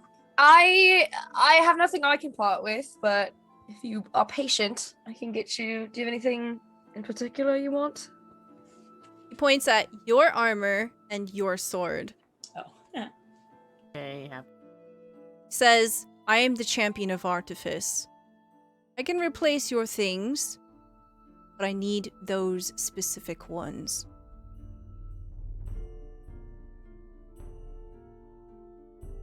Oh, this favor better be popping. This favor better be popping. Yes or no, baby? Yes! Can I keep my helmet on? Yes, you can keep your helmet. Great. I made that one, so. Yeah, there's like gambeson. There's like the chainmail on the gambeson, so it would just be like the plate nails. Very intricately, beautifully made. And it's like smoldering. It has like wisps of smoke coming off of it. I'm gonna give it to you now, or Yes. right, great, okay. fuck, this favor better be worth Okay, it. so if anyone happens to be looking over in Avalon's direction, Avalon is just stripping in front of Calibor. Okay. This has very Rocket the Raccoon eating somebody's leg or eyeball Yeah. or whatever it was vibes. Yeah. I'm sure it'll be fine. I'm sure it'll be fine. And then hands the big old sword over as well. Okay, well, Calibor has no hands. So he basically tells you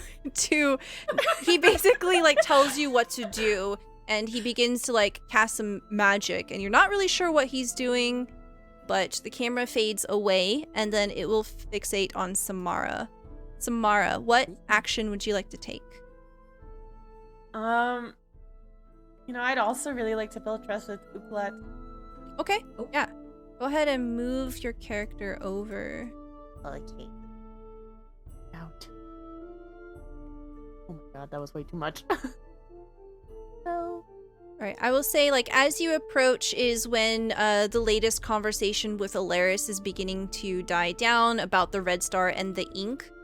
You get the sense as you're approaching that Alaris and this champion here, it's pretty cordial. You can tell that there is the budding of a friendship here. Mm-hmm. I'm pretty much just gonna walk up and be like, I noticed you've been meditating the whole time, and I recently have gotten into it myself. Do you mind if I join you a little bit? Oh, of course. Who might you be? I'm Samara. I am a champion of Hecate. Ah, you, I see. Yes. Well, I can certainly teach you some techniques, and perhaps you can teach me some of yours. I would really like that. It'd be really cool. Excellent. Do you want to do that now? I think that it is going to be some time before Hera hears, and they look over to you, Alaris, like, not sure, like, are we gonna keep talking? Like, what are you doing now? I'm gonna go eat more food. You guys have fun with your sitting. Yes, sitting. And you see Ukla, like, begins to curl on themselves because the entire bottom portion of their body is just snake. Mm-hmm. They just coil up. And, yeah, go ahead and roll me an insight check or a history check or a performance check. I will definitely do insight. Okay. Oh. Wow. I that got is a 10 now. Yeah, it is a 10. You have one nat 20 if you want to use that. You don't have to. 10 is success here. Yeah, I'll stick with the 10. Okay. Yeah, so the two of you begin to enter a meditative state, and Uklat begins to share with you some secrets of a champion of prophecy and how they would meditate.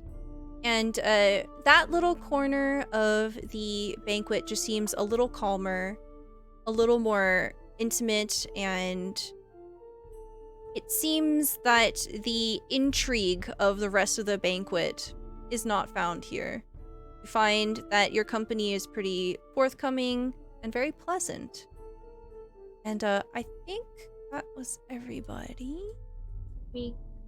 Oh, yes. So as Zara is like moving away, you can tell that Rion keeps looking at you from a distance. They seem to be interested in you and seeing where you're going, what you're going to try to do. Yeah. So Zara's gonna notice just the eyes that are constantly on her, and she's gonna put out a big sigh and say, "She didn't mean any harm. I should go and make amends. That's what Persephone would want me to do." So she's going to, I guess, walk over and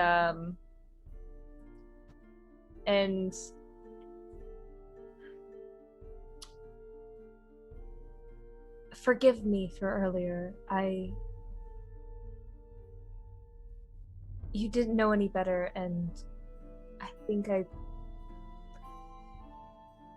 had too much built up anger. It wasn't your fault. I'm sorry. Oh. Riona approaches you and kind of lowers their hands and says, I do apologize myself. I wasn't quite sure how to approach you. Relations between champions of the underworld and of Olympus have always had strained negotiations, and it is good that you are here. And I'm sorry that my counterparts are not more welcoming. Thank you for your words.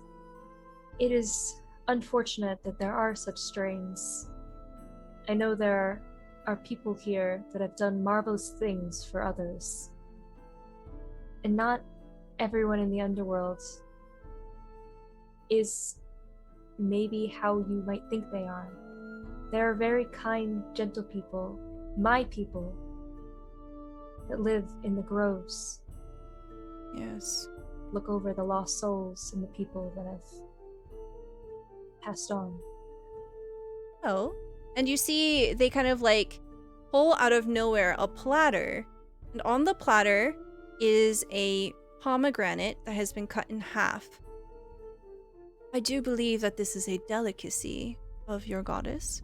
Something that is quite enjoyed in the underworld. She's going to take it and look at it.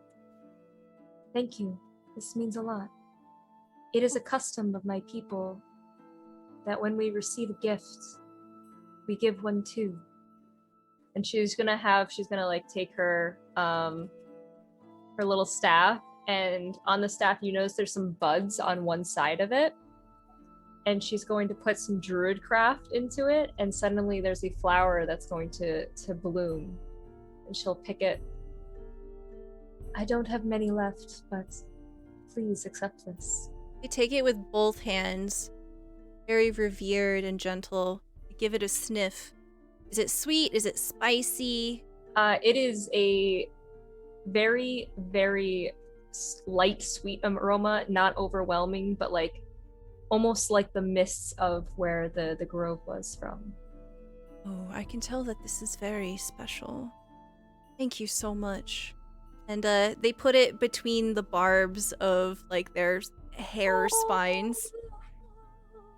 And Zara's gonna cut into the fruit and take one little piece. I've missed my home. I'm truly grateful for this memory that you've given me. They smile very softly to you. And as they do, can I get a perception check from you and also from Nell? Oh!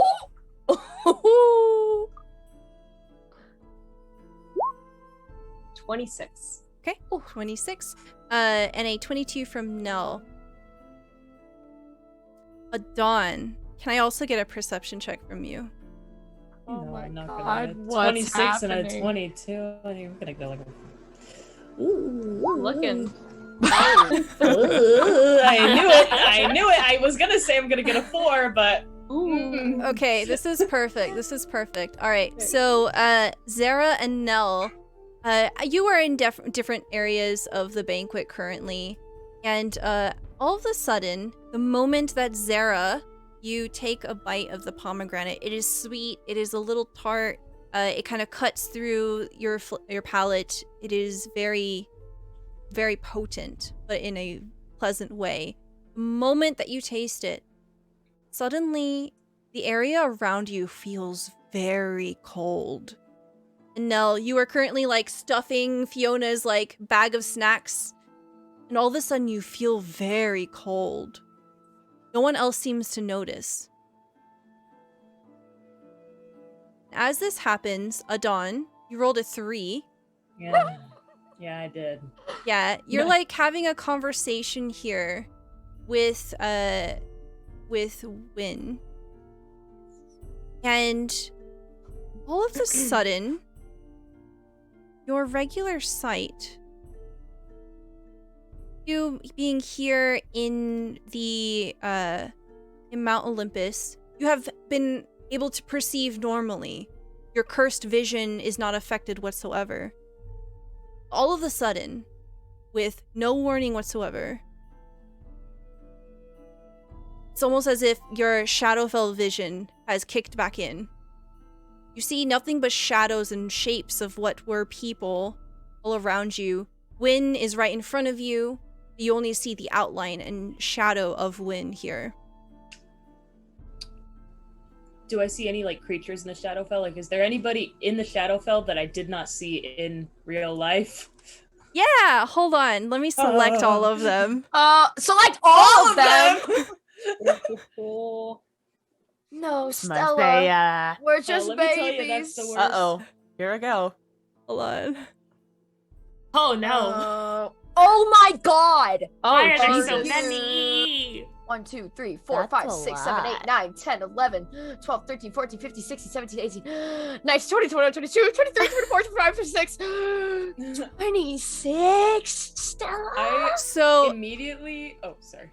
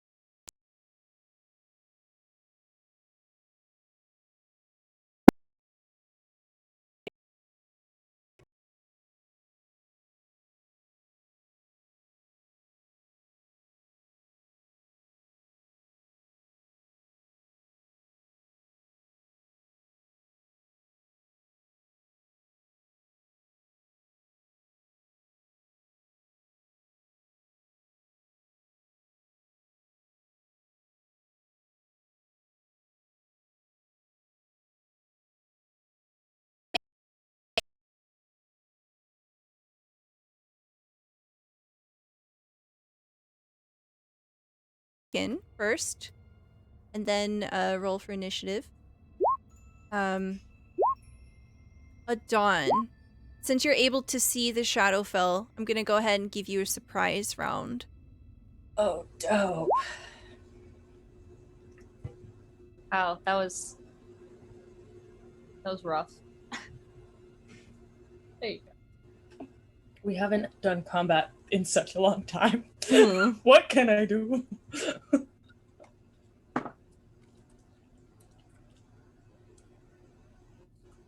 Oh god. Oh fuck. Ooh. Ha. Pushing all the wrong buttons.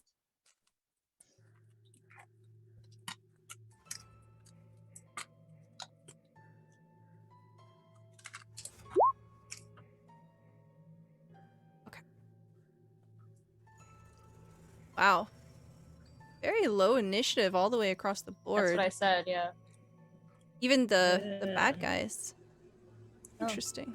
Good. Yeah, good. It's good to know. All right. Yeah, so Adon, you see a great number of shadows everywhere. I have a logistical question that extra attack, does that apply if you use a spell attack for the first action? Spell attack. I think you can't chain spells like that. Oh, like if I do a spell attack, can I do like a regular attack right after? Is that extra attack? I just don't know. I don't think so.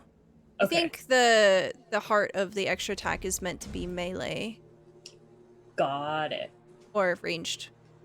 Cool. In that case, I'm just immediately gonna whip out my magic rifle, and I am going to kind of just load it with it looks like a stone. I just put a stone in my gun, a pebble in my gun, and I'm going to shoot this fella. Here we go. Okay. That's a hit. Yeah, pogger. All right. Yeah. So as you do so, So what everybody else sees is you see a Dawn suddenly just wheel around, bring up their rifle, and they shoot at nothing, but the bullet seems to hit something. Disappears as you hit it, Adon. I kind of shout behind me to Winna. Can you see them? I don't quite... And all of a sudden, for everyone, your vision just snaps. You see a completely different realm, void of most light. You can see that there are shadows wrapped all around every corner, every nook of this place. And some of them are more ominous and threatening than others. And they begin to draw in. Whoa. Did the shadow that I shot drop? Yes, did I delete the wrong one? Oh, I don't know. But if it did, I will take my extra attack and shoot at the one directly behind it. So just one and then the other. That's a hit. Okay. It's gone. And that is my turn. Okay. Avalon, it is now your turn. Okay. I have a pike. Don't worry, guys. I'm not totally useless. Yeah, so the camera fixates over on where Calibor and Avalon are. Avalon, you have stripped off your armor. You have surrendered your sword to Calibor. And Calibor seems to be, like, in the motions of casting some kind of spell. So there is, you can see that the core of his warforged body, it just begins to erupt in heat. And now that you have snapped into the Shadowfell, this light coming from him seems suppressed. All sources of light seem suppressed. And he says, do not let them interrupt me. Otherwise, it'll be all in vain. And you will lose your items completely. Oh no. Oh no, oh no, oh no. Okay. Avalon's gonna sidestep and smack with the pike. Okay. It is a reach. 18 is a hit. Hiya! Okay. Poof. It's gone. Oof. And then she's gonna step, and hit this one. Okay. Pike. Haha. Aw. You do have a blessing and also a nat 20. Can I use a blessing on a new roll? Yeah. Okay. Okay. Pike. Ah, that's better. 20 is a hit. Roll some Okay. damage. Hiya. Okay, 5 damage. So you stab your pike into this other one, and you can see that it seems, the shadowy figure, it seems to kind of wither and dissipate in places. You can see like jagged cuts where some of its body used to be, but it's still upright. Sounds good. I'm so dumb. I forget I have this. Can you roll a 1 or 2 on a damage die? On a damage die. I'll So remember you did that. roll a 1. For an attack, not For for an attack. damage. On a Did I damage, roll a on one a for- 1 or 2 on a damage die for an attack. The 5 is a 1 plus 4. That's a. So you get to re-roll that. Okay. New roll. Be good. Okay, there we go. Tell me what this looks like. Like, you're like kind of like... So Avalon kind of does the step around Calibor and brings the pike down and slices the one that was behind him in half, and then does like a kind of like a backwards, like spinning back around, and using her momentum, like slides the pike out and, you know, decapitates the other shadow. Yeah, you just kind of sever the head. Like, the head is like still kind of floating, and then just kind of like a breath just wisps away. Perfect. Awesome. Ooh. Okay. Yes. Okay. That is on my attack. All right. Alaris, it's your turn. Oh, okay. All right, Alaris is gonna move up in are between you? these shadows. I'm over down by Fiona and stuff. Okay. I left when they did their sitting. Yes. And then I'm gonna attack with a bunch of sword stabbies. It's gonna be 3. All right. Just so you know. And the first one, if any of them hit, is going to also take some extra damage for my warlocky stuff. So. Okay. Oop. 18 is a hit. Okay, so that's the regular bit, and then it will also take some fire damage. How much does it take? You once during each of your turns when you hit. Oh, here, I'll post it in chest. When you make an attack roll, you can deal extra damage to the target equal to your proficiency bonus. Okay, my proficiency bonus is 3, so that would be 10 damage. Okay. Oof, it's gone. Oh. Okay, well, we're moving on to the next one. And we're gonna stab that one. Okay, that's a hit. 17. That one's 5 damage. Okay, that one seems damaged, but not destroyed. And again. Oh, 7. 8 is I a see. miss. Yeah. Yeah. Okay. Okay, also, I'm gonna change the name on this, because apparently I had a typo. That's better. Okay. Soul Stalker. Stalker. Excellent. Okay, Adon, it is now your turn. Okay, wonderful. Do I have control over this token? Yeah, I do. Hell yeah. Hexbug and Hexbug, no. the other guy. Oh. Okay, cool. So, you guys from Adon's tool belt, a little spider construct comes crawling out, little mechanical fella, and then Adon throws a little like metal disc on the floor, and from this like a giant kind of mechanical humanoid looking thing folds out essentially. I'm going to use my bonus action to tell them to both crawl as close as they can and like use their attack. Okay. And then I am going to use my action to just shoot more guys. Yes. Shoot them. Hell yeah. Hell yeah. Okay. Okay. So 16 and 24. Do you want to shoot in the direction of Uklot Oh, or I'm shooting over here. over by the cluster? Yeah, all the Okay. fellas. Both of those are hits. 16 and 24 are hits. Cool. It's Yes. 15 and 11. Boosh, boosh. Dope. And then after I have so many stat blocks. Okay, what's your speed? What's your speed? Oh, okay. So this guy has a fly speed of 30, which is very pogger. So he's going to fly up here. Is it Buzz? And it's a little spider. It sticks out a little propeller from the rest of its body, and it makes a whirring noise as this flying spider. Like a yum yum yum yum yum yum. And I love it. Plus 4 to hit. Roll that. No, Ooh, no. you rolled a 1. Okay, No. that's a 5 to hit. I know. Okay, cool. But the other guy, the humanoid kind of looking guy, has a speed of 40. So he's gonna go there. Mr. Number 2. And then he is going to spell attack modifier to hit side. No, come on, EJ. What's my spell attack? It's probably not 8. It's 9.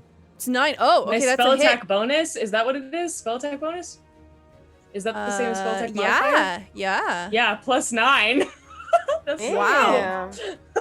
Okay, that's a hit. Cool. And it's a 1d8 plus... Sorry, I'm learning this. Oh, you're good. It's proficiency bonus. So that's 4? Is it 4 or 3? So 9 damage. Yeah. All right. Yeah, tell me what this looks like. Oof.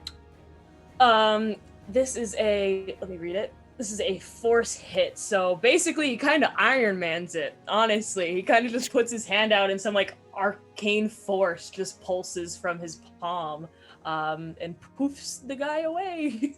I love it. And that's my turn. Okay. Next is Zara. Zara, Right. tell Said I me wasn't gonna when do to this, but I'm stop. gonna. Oh. Oh, no. Okay. Now, Okay. This was from K Penguin. Yep. That makes sense. Okay. Thanks, Game Record. Okay. Alright. Okay. It's your turn. Yes. Okay, I said I wasn't gonna do it, but I lied because I'm gonna symbiotic entity. So what you're gonna see is that I'm gonna move up a little bit, towards wherever they are in this little corner. Mhm. And you notice suddenly there's a bunch of the mushrooms that are around her will start to grow slightly bigger, and there was this green fungus that will travel down her body, covering the bark that is her arms, and it's almost gonna make a shell out of an extra protection for her. And then suddenly there's a poof, and there's a bunch of little spores that are suddenly doing a halo wraparound for her. You'll just see it wrap around her. She's gonna put away the pomegranate and says, "I think we have some unwelcome guests." And she's gonna try to stab one with her dagger first. Okay. Yes. That was awesome! That is so cool. Okay. I would like a natural 20, please. Okay, yeah, absolutely. So before you roll damage, do you want to roll twice or do you want to double your damage? I would like to roll twice. Okay, so go ahead and click on dagger 2 times. So that's 5. Actually, let's see. It's 9 plus 1d6 of necrotic damage. Which Ooh, is okay, a 2. okay. Yeah, absolutely. More than enough. Yeah. Destroyed. And then in because she's near one, she's actually going to send out her halo of spores, like a little section of them, to try to like just get into whatever they are. And they have to make a Constitution saving throw. Ooh. Okay. They rolled a 12. Okay, that does not beat mine, so they take 1d8 of damage, which is a 4. Okay. Absolutely. You can see that the shadow is reduced almost completely by this, but it is still up. Okay, and that will be my turn. Okay.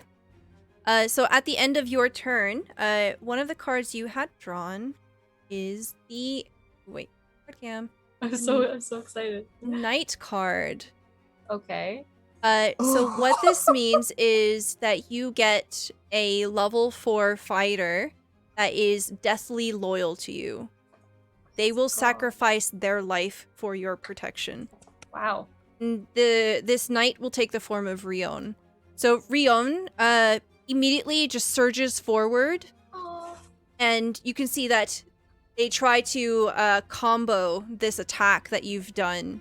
They're trying to help finish the one that's in front of you. Okay, they rolled a 13. Okay, yeah. And they completely... So they draw a blade out and they just swish, swish.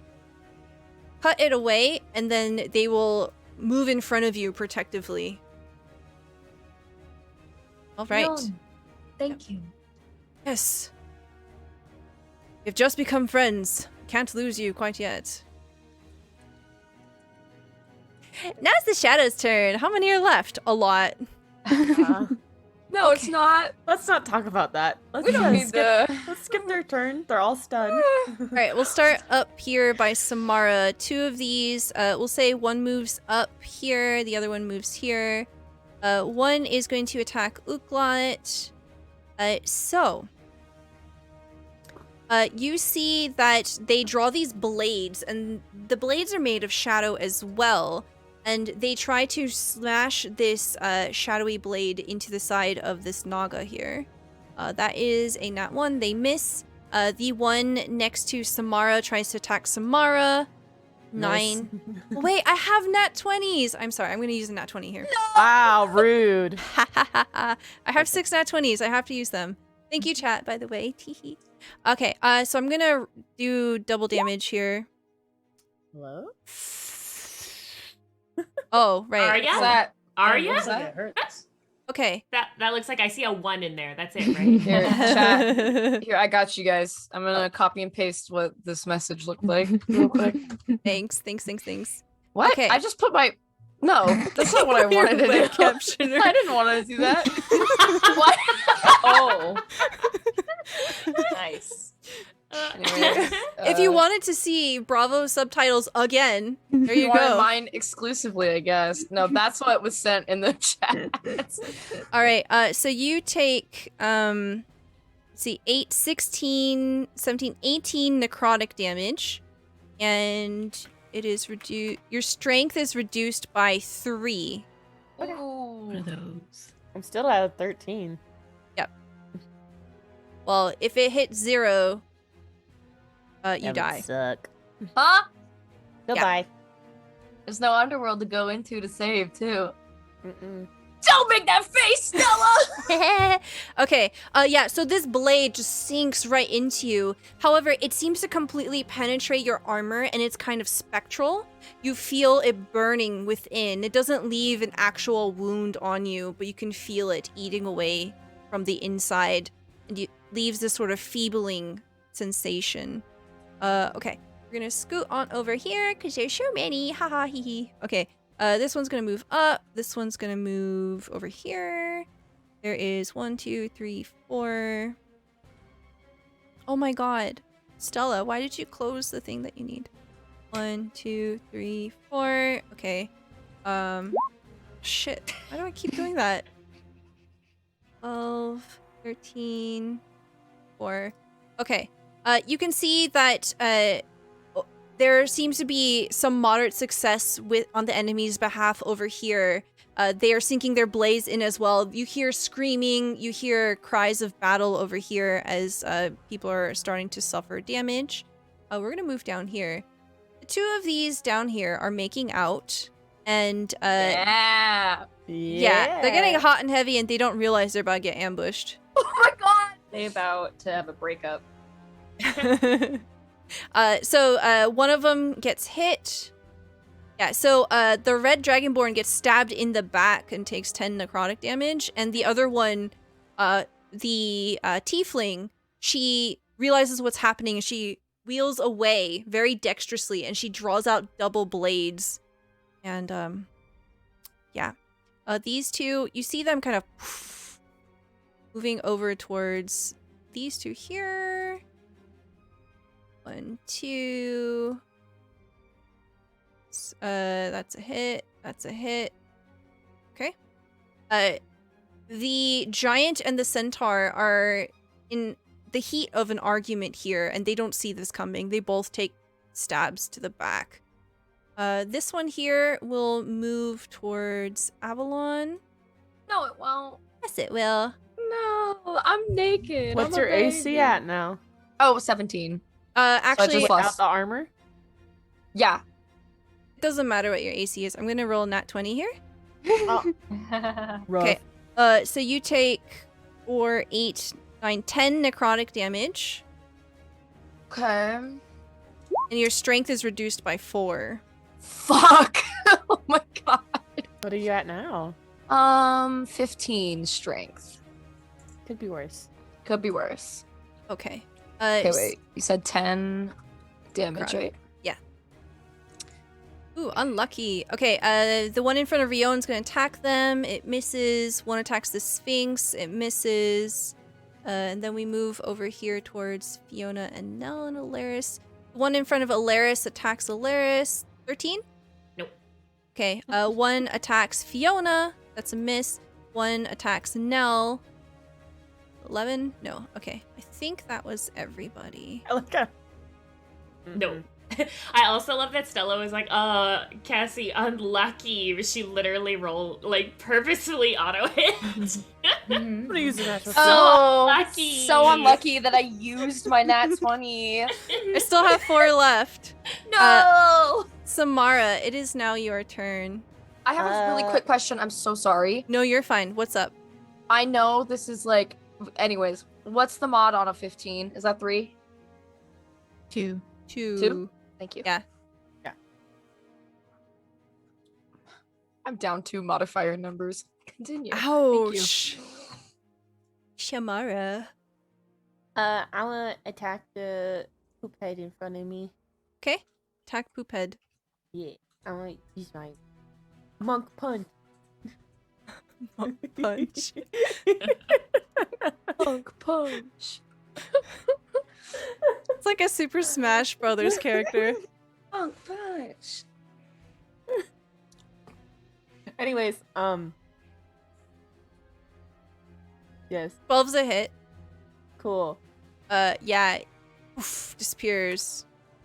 Okay, and then as a monk, I get another attack as a bonus action. Can I Okay. just hit the other one right next to Absolutely. Yeah. it?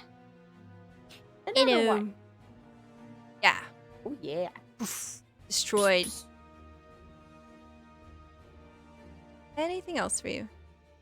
I don't really want to go help Thea, so. If she dies, she dies. She dies. Boo-hoo. I don't care. I think I'll just start running down the stairs like my other friend. What? Oh, chat says, spoken like a rogue. Love it. All right. Okay, that's Cool. my turn. Excellent. Now it's Nell's turn. Okay. Now, I imagine there's various cooking utensils on this table. So she is going to grab a meat skewer and just turn around and shove a meat skewer in someone's leg. Yes. 16. That's a hit. 7. Yes. Yes. Oof. One is skewered and disappears. And that is her turn. Okay, excellent. Avalon, it is your turn. You are feeling... Oh, sorry. This is the bottom of the order. Okay. Fiona is going to pounce. I'm afraid of what I'm feeling. Okay, pounce instead. I'm just gonna...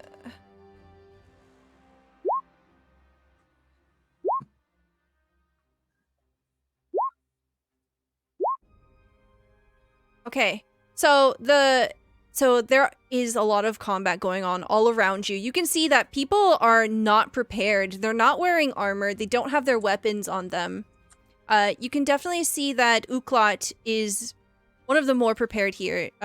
She slithers forward towards where Matea and the others are and just shing shing destroys one of the shadows here. Winna actually takes a step back. And you can see that her eyes are going towards the window and they seem to be looking for something. Can I insight check that? Absolutely. Mother, I liked this person. I thought they were nice. Okay. What is that? With a 6 insight, Wait, you- I'm gonna use a nat 20. Okay. Oh! Adon uses nat 20. Yeah, so you hone in on what they do. Sorry, go ahead. Like, they're moving away from the action. Does it look like they knew this was gonna happen, or do they know that more things are coming? I don't know. Yeah, so you kind of look at them to see how they're reacting, and from the way that they're gripping their quarterstaff, you definitely sense more of a defensive position here. They are sensing something that nobody else can sense, and they begin to cast a spell, and it looks like they're preparing for something. What But is they're it? something terrible is coming. What? I think we need to leave. I don't think it's safe here. Okay. Yeah. That's Ryla and Mathea both close in on this shadow down here, and they just blap blap blap blap. It's gone. Exactly that. Nice. Yeah, exactly like Nice. that. Blap blap blap blap. We see some of these thugs they just get wiped out because they're garbage. They're just they're not even fancy. thugs. Like, What I like to think about this campaign, you know how in Star Trek, whenever they would land on a new planet and you were wearing a red shirt, they'd die. Yeah. I figured that if you weren't hot enough to describe in this campaign, you're just gonna die. yeah, There you go. yeah. That's your red shirt. Yeah. That's the Listen, red shirt of this When I was campaign. setting up this session, like doing the prep for this, I spent 2 hours just making these NPCs and their descriptions because I was like, all right, they have to be hot. They're important. I need to like write up descriptions and Yup. stuff. Yep. Love that. Okay, Gomar, the champion of rage. You see them just pull out this massive battle axe and they just slam right into this one, destroying it and also destroying some of the ground here. You see the giant here also just destroy this as well. Yeah, I think that's good. All right, top of the order. It is now Avalon's turn. Yeah, it is. She's gonna fully destroy the heckin' frick out of this guy with the pike again. Nat 20. Yes. Oh, baby! Natural nat 20. Can I roll Yes, yes, twice? There you go. Yeah, you I can didn't roll have twice. to buy this one. That doesn't mean don't keep sending me nat 20s, chat. I do love them as much as I love you. I love you, chat. Since we're at the top of the order, here, I'll just give a refresh. Adon, you have 1 blessing, 1 nat 20. Alaris, you have 1 nat 20. Avalon, you have 2 blessings, 1 nat 20. Nell, you have 1 nat 20. Samara, you have 1 blessing, 2 nat 20s. I have 4 nat 20s. And Kat has 2 nat 20s. And I believe 2 blessings. Oh my goodness. Let's go, cat. Got it. Yes. Okay. Spend them. Okay, 12 plus 5. Okay. Yeah, absolutely. Tell me what this looks like as you just Okay. ruin this Shadow's Day. I think she's gonna do the Dorjame thing where she like swings it like around her neck. Remember that from Black Panther? That's The so spear. cool. You know what I mean? And so in that final motion, just slice it in half and then look over at Calibor and be like, "Are you done yet?" Calibor's like, do not interrupt me. Spells and magic. Spells! Okay. Where can I move to? I'm gonna move So- closer to Go ahead and give me an insight check. I will check your insight. Insight. Okay, 19. You get the sense that Calibor is like desperate to get this spell off. Like to the point like, hey, if an apocalypse was gonna happen here, that Don't make that. No. We're not moving past that. Don't make that face. that he would probably ignore it to continue this spell. So maybe, if you want, of course. No, that's my goal, is to keep it going. Turn it I'm gonna- mobile. Oh, I'm I gonna was gonna say if you want to drag him away, like that's an option. Put him on my fucking back, like a firefighter. I Carry just him. imagine him still casting the spell, like riding on your Spells. shoulders. No, Alright, it would come along. totally interrupt the spell. I think that she would just kind of stand sentinel. If anything, knowing that there's not shadows super close by, she would want to go and try and wipe out this one with her remaining attack, if that's all right. Yeah. You definitely get the sense there's nothing around you immediately here. Okay, 5, 10, 15. She's gonna go 5, 10, 15. She's gonna beep ba beep boop bop beep hiya. That's a hit. 23. 6. Yeah. Cool. Is it dead? Yeah, it disappears. Fantastic. And then she's gonna move a couple feet back to stay at least within reach of Calibor with the rest of her movement. Okay, excellent. Alaris, it is now your turn. I would like to bop Shadow in front of me, but Yeah. first I would like to use a bonus action to cast Hex. Yes. So what does this spell look like as you cast it? It's hard to see probably on these shadow beings, but basically a rippling blue to black like smoke almost appears around them, almost like like a mirrored material. Like it's color changing as it kind of floats around them and then almost closes in on them and then disappears like you didn't see it. You didn't see it. That's so cool. I'll put it in the bubble for you so you can see it. Okay. And then, yeah, we're going to do a bonk with my sword, which is spelled correctly now, so. Excellent. That's 24 is a hit. Yep.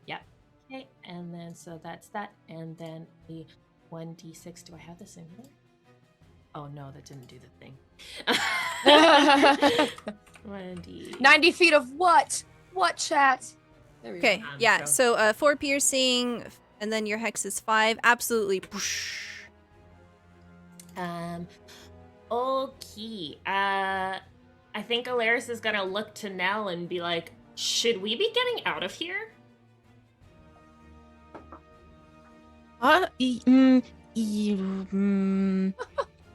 Yes. Yeah. Let's go round up the troops. And then Alaris is going to use her movement to... Oh, that's not the one I wanted. Move. Oh, that was ish. And she's going to yell at Avalon. Let's go!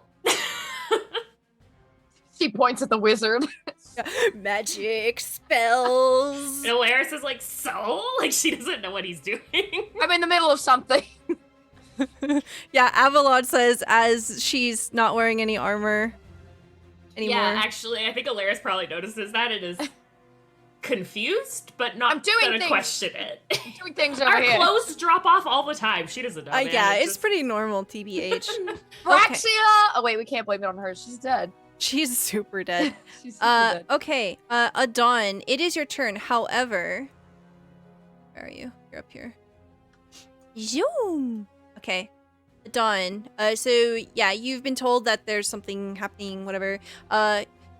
You get this sensation that there is a flare of power within you.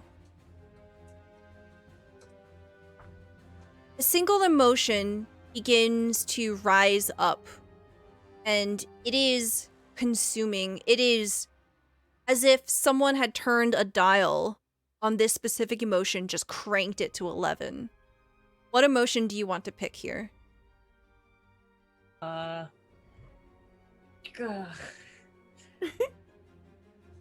You can pick any emotion. It can be random. When I can't think of what emotions are now. Here, I actually I'm have a feeling list. very protective A list of at the emotions? moment, but does that count? Protective works just fine. Okay. Perfect. Protective specifically, I think of Win. Okay. Winna. You can't really explain why this manifests, but this intense emotion just erupts out of nowhere, and you feel a peal of power. You have drawn the Vizier card. So you can Oh god, is it a good one? this is a good one. You can ask any one question, and you will get a truthful answer from me. Yes or no question, right? No, it doesn't have to be yes or no. Oh, thank God. You gotta give me a minute. You gotta give me a minute. Ask any question. Can I take my turn first while I Yeah, think? absolutely. Okay, so I'm going to... First of all, can I check out the spell that Win is casting? Is this a teleportation thing? Like, are they getting out of there? You can see like fire pixels floating around them. It's gonna be something fiery. Did you say pixels? Yeah. Yeah, 8-bit fire. Yeah. I am gonna call my two friends next to me, and I'm gonna have them do like whatever defensive action. Oh wait, no, that's so silly. I'm gonna go to them. Yeah, no, come on, EJ, use your big brain. Yeah, Winnow says like you need to get out of here. Yeah. I'm gonna go to them. They were here, and then I'm just gonna.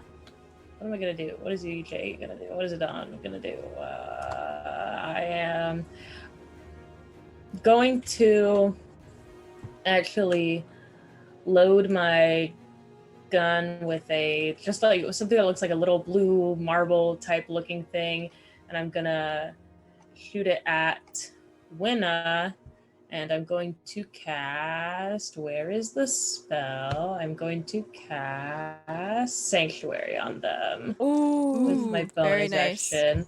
Help them out a little bit. And then with my action, I'm going to shoot things. Haha. Yes. Shoot things. Whoever is left. There is one shadowed by you. 14 is a hit. Cool. Cool. Yeah, absolutely. Oh wait, can I get both of? So they're both in range. These two fellas. Can I get both of them? Yeah. So the first one, you definitely hit that one. I keep closing my journal after every single thing I do. Very smart, very I do brain. the same thing. 29 is a hit. Oh, dope. Yeah, absolutely. Okay, cool. You just like snipe between like different people. It's like goes over Cool. Uklat's shoulder. Nice. Sharpshooter. I yell to like everyone around me, like, gotta get out, get out. I would yell right now, but I can't yell. Yeah. But... Don't I yell, can't my yell. dear. Don't yell. All right. It is now Zara's turn. Zara, in this moment, you feel an intense emotion, just like Adon had. What emotion are you feeling? Probably happiness that I finally found a friend or someone that would understand me here. Okay. Yeah. So you can't quite explain why, but you just feel pure elation here. And you just feel there's a significant connection with this other person. And like they look over their shoulder at you and they smile and they assume a defensive position. And in that moment that they lock eyes with you, you just feel this flame in your heart. You have drawn the key card. Whatever weapon that you're holding right now instantly becomes a +2. Yes. And you can like tell me like aesthetically what happens to it. Like, does it fire or No, so there's to go on my thing, I would have the dagger, but suddenly there's like some of the spores themselves like wrap around it, and I think they were gonna touch it, and kind of it starts to like weirdly glow in this darkness. Yes. Awesome. Oh, I love it. Okay. Yeah. Now it's your turn. All right.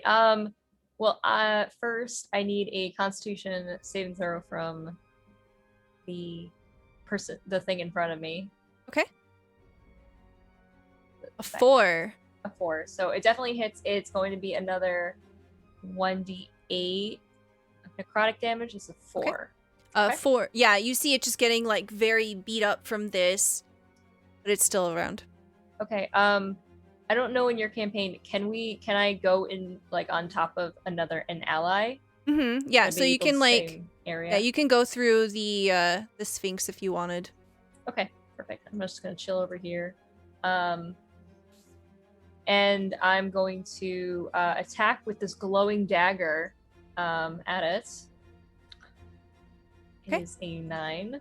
Okay, 9 will not hit. You do have blessings if you want to re-roll. I would love to do that. Okay, so go ahead and roll again. Oh, yeah, I'll roll again.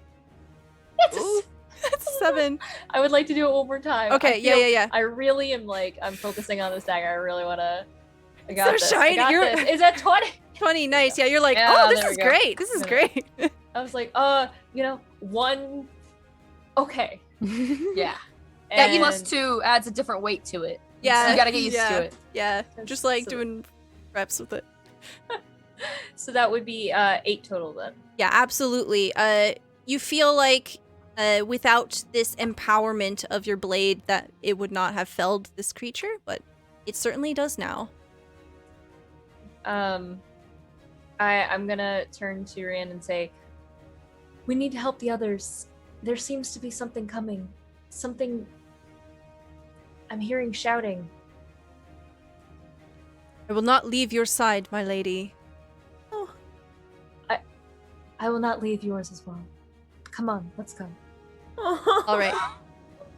Okay. So you get to move. You moved 5, 10, 15? No, 5, 10. You've moved 10.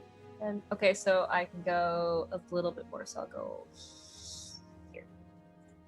And then at the end of your turn, Rion will move with you.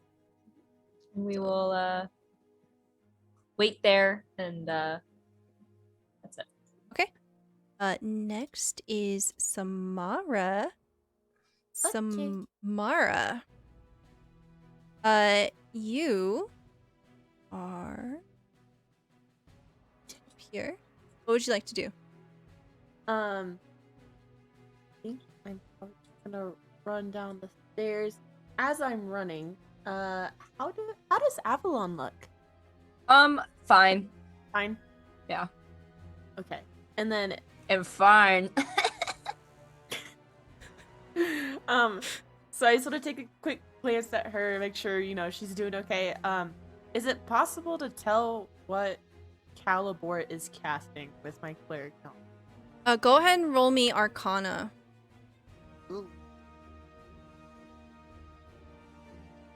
Arcana more like fart kana. Ah, got him. Got him. Wow. Okay, 17. Yeah.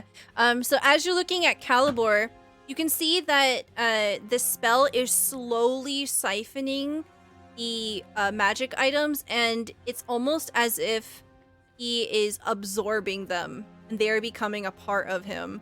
So you see the pieces of the armor, they begin to kind of break apart, and there's like magnets just begin to patch up some of his wounds, and you can see what part was once a gauntlet of Avalon's armor has now become a hand.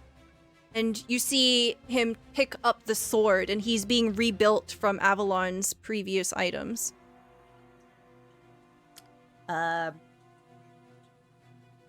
Okay. Yeah.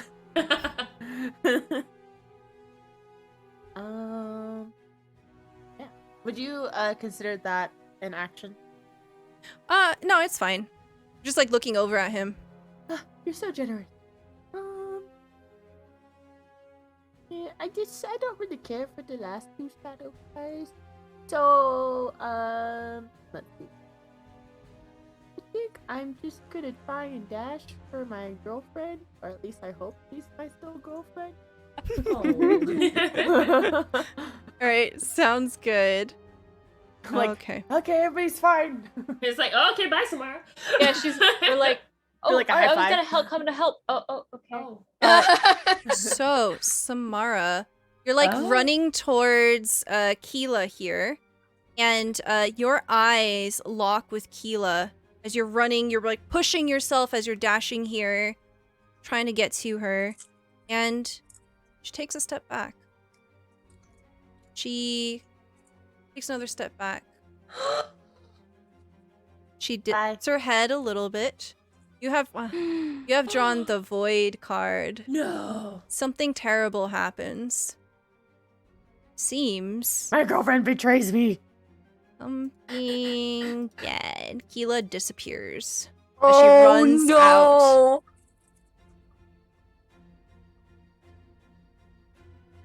It's gonna be fine. Oh my god, don't not think it Keela. is. Keela knows where we live.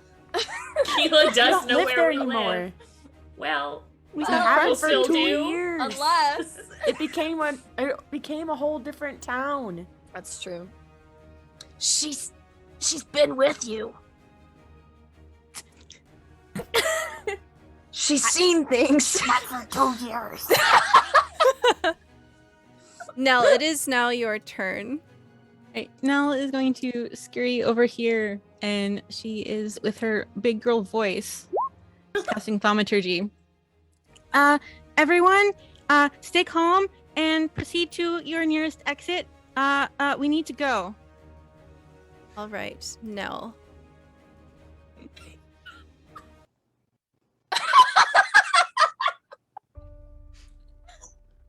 God, that is Now, so funny. As you are casting the spell, an intense emotion takes over you. What emotion would you like to choose?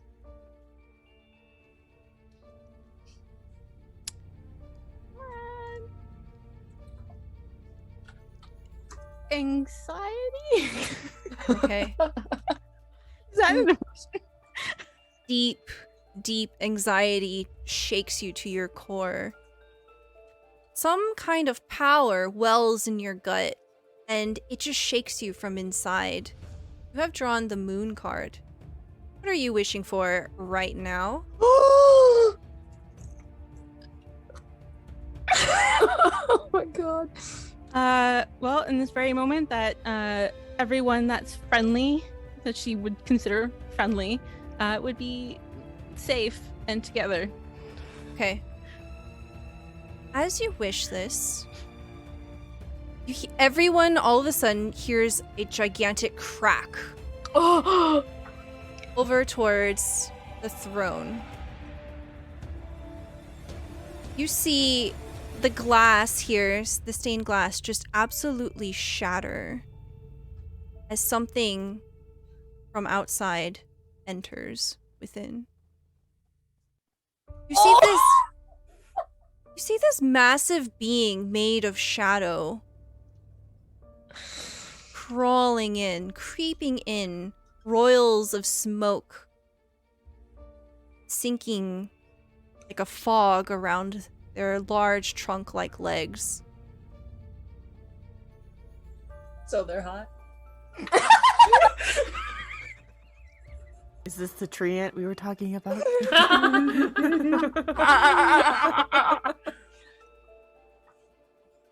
Hot in like a scary, like monster kind of way. Like, I'm turned on, but also scared. Yeah, like how I find Pyramid Head attractive. Kind of hot. I just think he's hot. I listen. If I die, I die. You know. Yep. Don't look at me like that, EJ. A deep guttural sound roars out.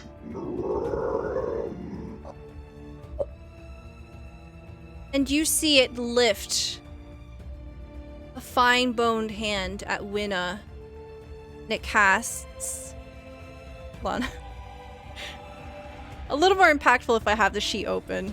Oh my god, Stella, I love you. Cast Finger of Doom. Oh my god. They have sanctuary. They have sanctuary. Okay, they have to make a wisdom save. Please. 12?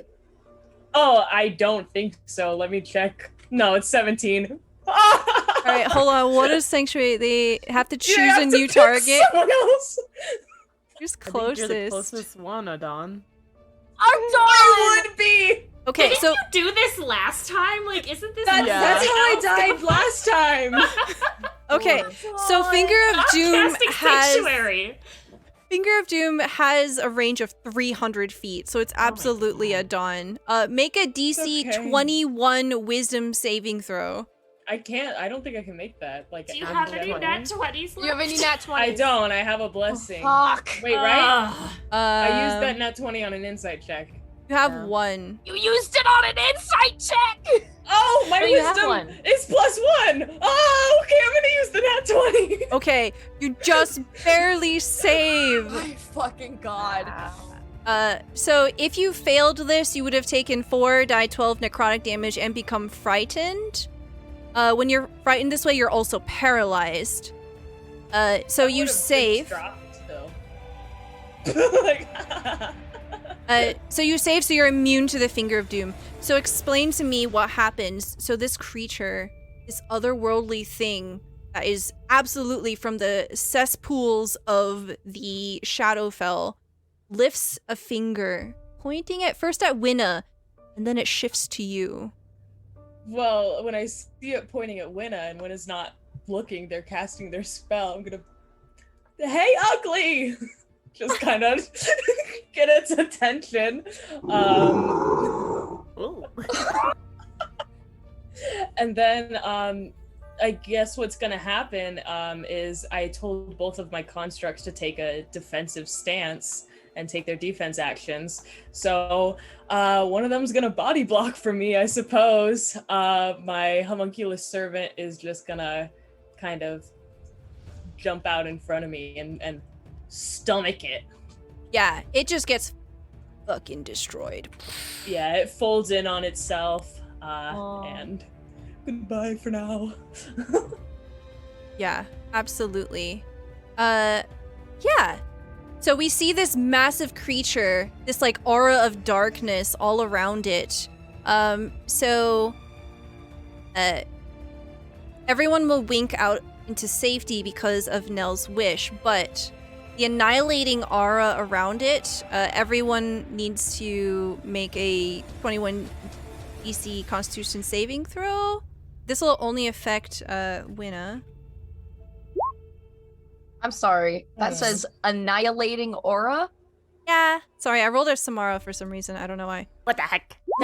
Jerry. Sorry, no, this is only going to affect Winna back here. It's a 30 feet range. Okay. Yeah, so you see Winna just like take this like blow of like damage, and you see that there are parts of her body that are just melting away as this necrotic damage just gets absorbed into her. And in that moment, all of a sudden, everything goes black.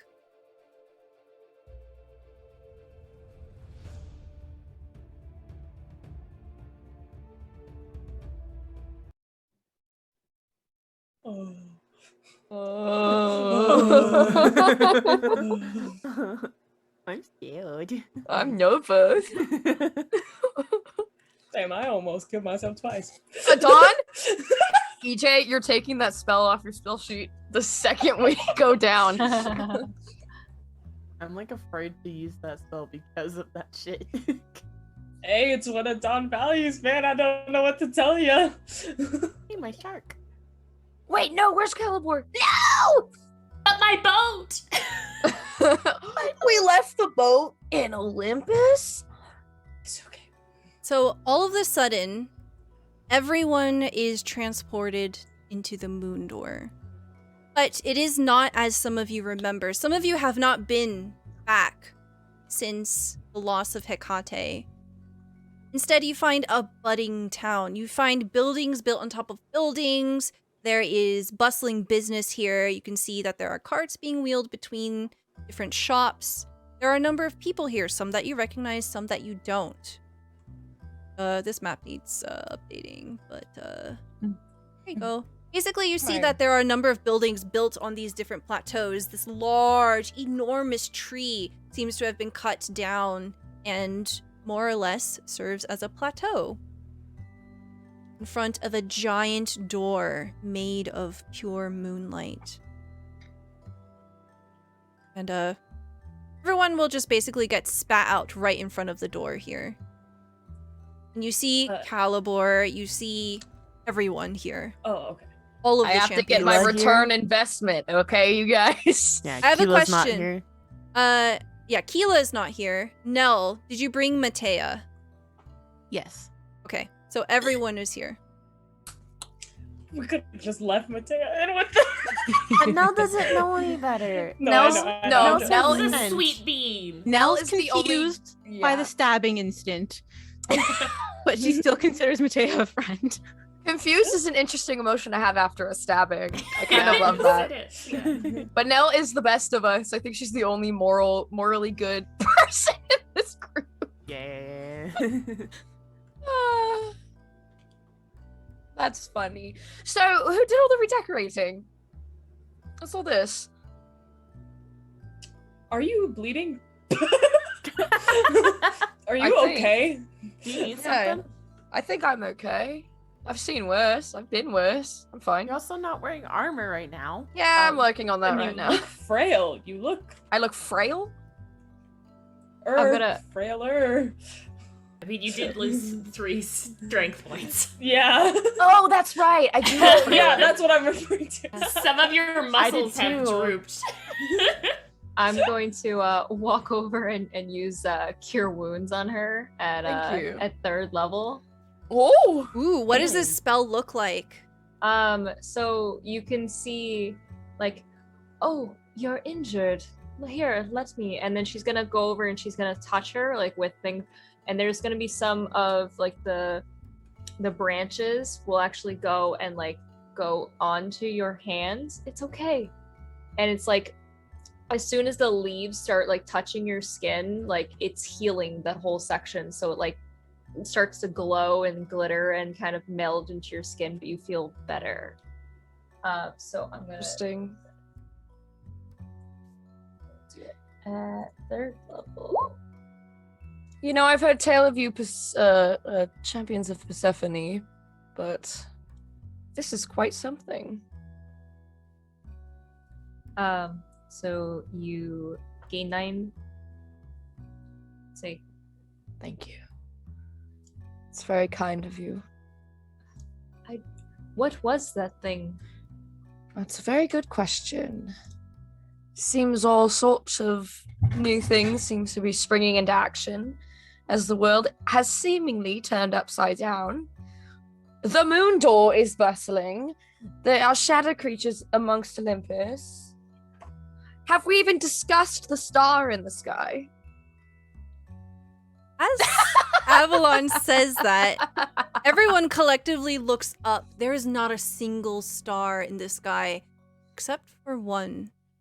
It looks like broken glass, stained with blood.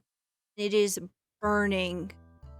You can see it during the day. You can see it in every realm. You saw it on Mount Olympus. You see it now in the moon door. Now, here in this realm of perpetual nighttime, there's still that one red star. Can I burn my Vizier card right now? Yes, so I think like Adon, as you get spat out, you still feel this intense emotion. Where the fuck did I put it? Here we go. Okay. Oh, can't even see it. Okay. Yes, your Vizier card. Ask a question, get one answer.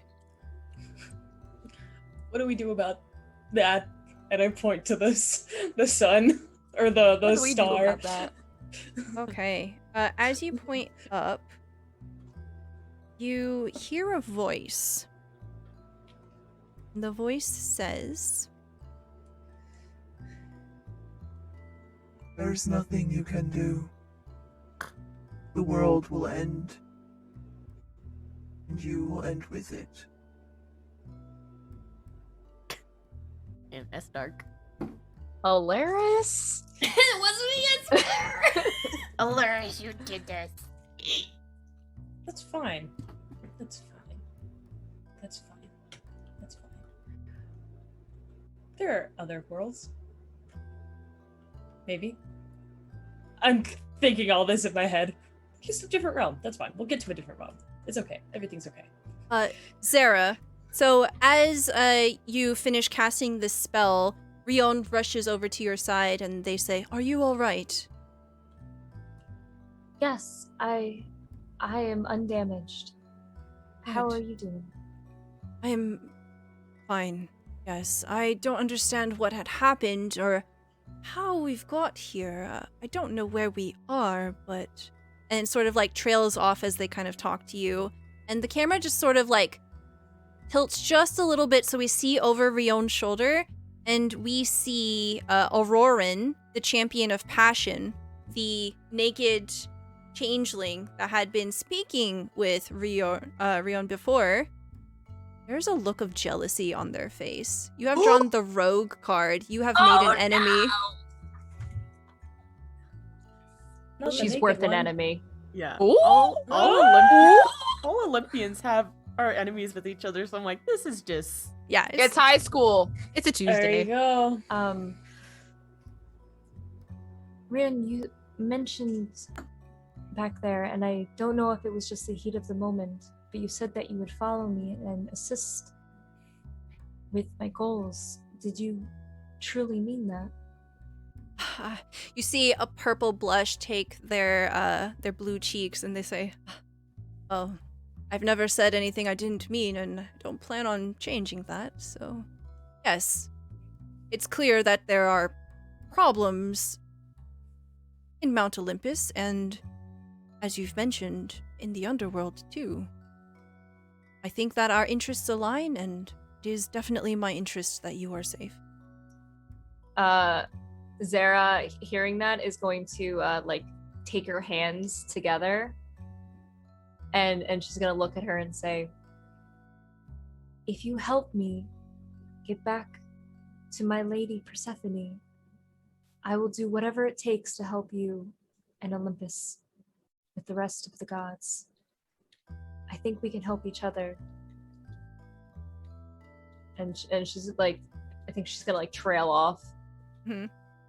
And like as you like enter this pact, Rion absolutely agrees with this, and we see Uclat, the champion of prophecy, slowly stride up, motioning Alaris to approach.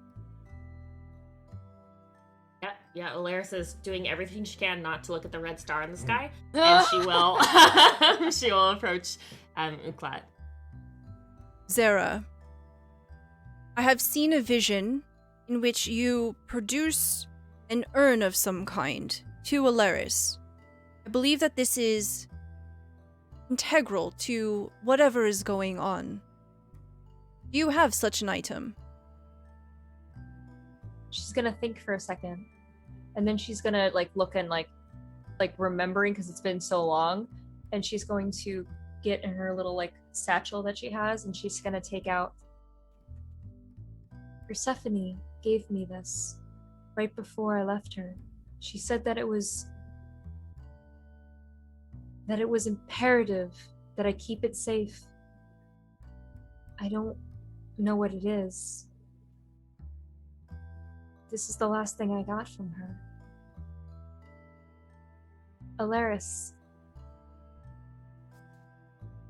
if you help me get to her, I would be more than willing to let you have this for your own journey that you need to be taking. Sarah, we'll do everything we can to help you get back to Persephone. She's integral to everything that's going on as well. So even without she'll look at it. It's a tiny helmet, right? So it's not a tiny helmet anymore. Okay. It was a very large helmet that like kind of melted down into a pot jar. Okay. It was just like big helmet, shrug, small helmet. Yeah, it's like this big. Does it actually still look like a helmet, or does it look like a pot now? So it looks like a pot, but it's kind of like a skull. Ooh. And it's matte black. Ooh. She looked at this fondly, so I can only assume it was of Hades and her loved one. It seemed very important to her. Well, I don't know what it is that this will do to give us aid, but if Uclat says that it is integral, we'll do everything we can to help you, and hopefully this will help all of us in the end as well. As you say that, Alaris, striding up behind you immediately is Calibor. Calibor is no longer stooped. You can see that he is his full 8-9 feet of height. And now, instead of having no arms, Avalon's armor has been destroyed and reshaped into his limbs. And you can see him holding the sword, and he has this, like, dragon-like gauntleted fingers here.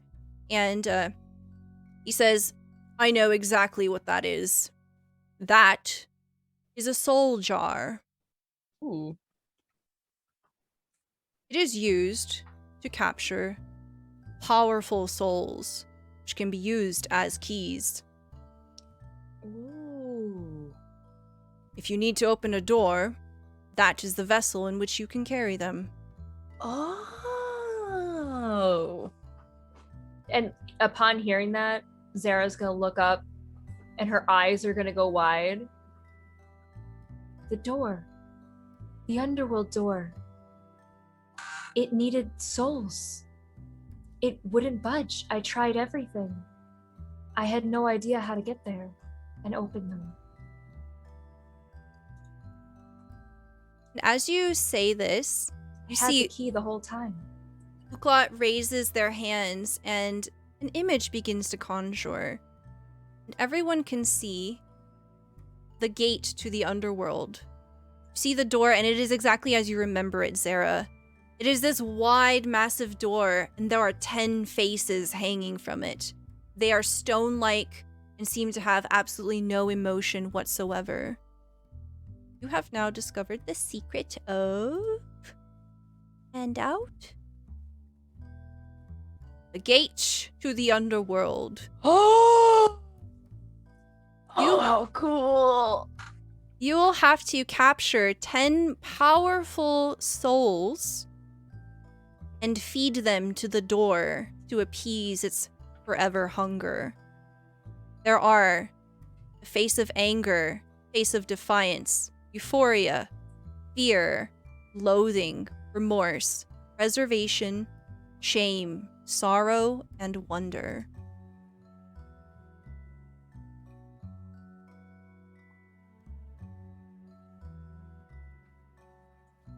So that's how you get through 2 long years of waiting. Who knows what horrors. I hope my lady is safe wherever she is. And Zara's gonna like turn to Alaris, be like, if this jar can get those souls and help whatever calamity is going on right now, I trust you. And she's gonna hand over her most precious item currently to Alaris. Alaris will take it very delicately and like hold it close to her body in a way that's like protective. Time seems to be of the essence, though. It might be a good idea to collect and go to the different faces. If you guys want to go after one, me and Rian can go and collect the other. You have my sword. We will return with the body so that we can put the soul into the jar. We shall meet up. We should have a meeting place. Is there any way to contact you?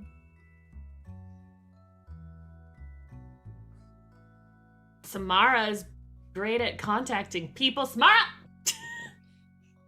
Yeah, so Samara, the camera shifts over to you. What have you been doing since you got spat back out into Moontown? Sulking. Oh, She kind of just disassociated because she's trying to figure out what's going on. And she's very sad. She's kind of beside herself, trying to figure out everything that happened with Keela. Samara's sitting off by her lonesome, and you can see Blueberry, this tiny fairy dragon, is nuzzling her. She's like, just kind of trying to cheer her up. Little sparkles coming off of the butterfly wings.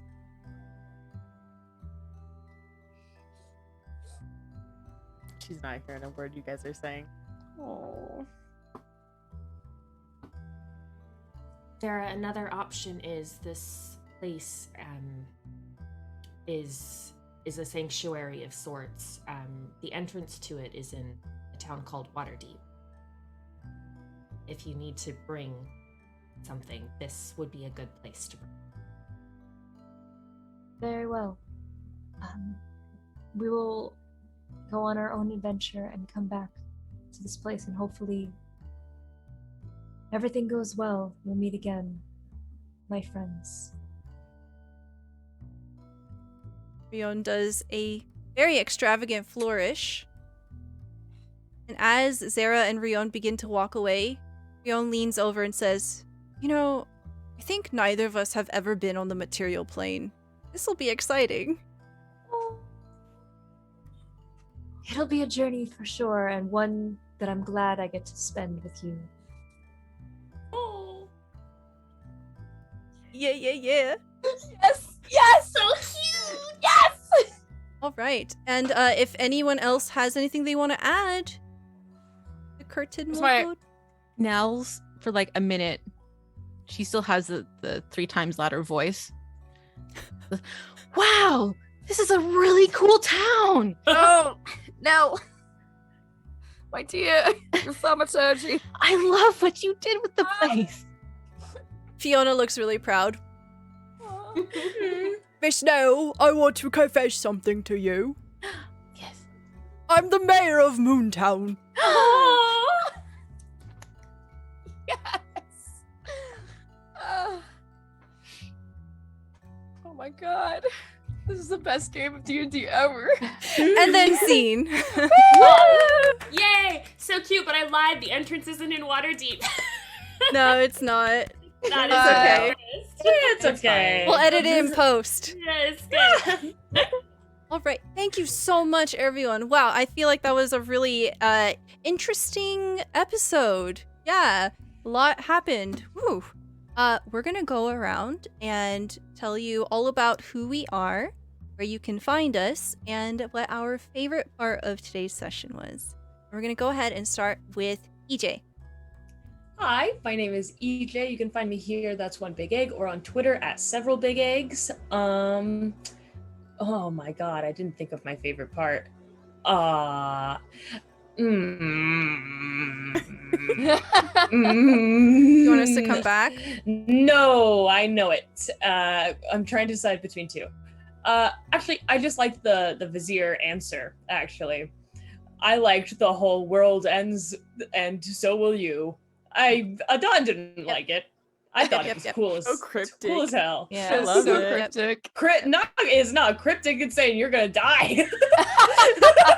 I guess so, yeah. But it's also like this disembodied voice answer your question about a star that just appeared out of nowhere. There's gotta be a loophole in there somewhere. Yeah, there's gotta be we a gotta read the. loophole. Yeah, we gotta If find there is a dog, read the Well, we manual, gotta go back in time. That's the key. What? It's the correct answer. Excellent. Thank you so much.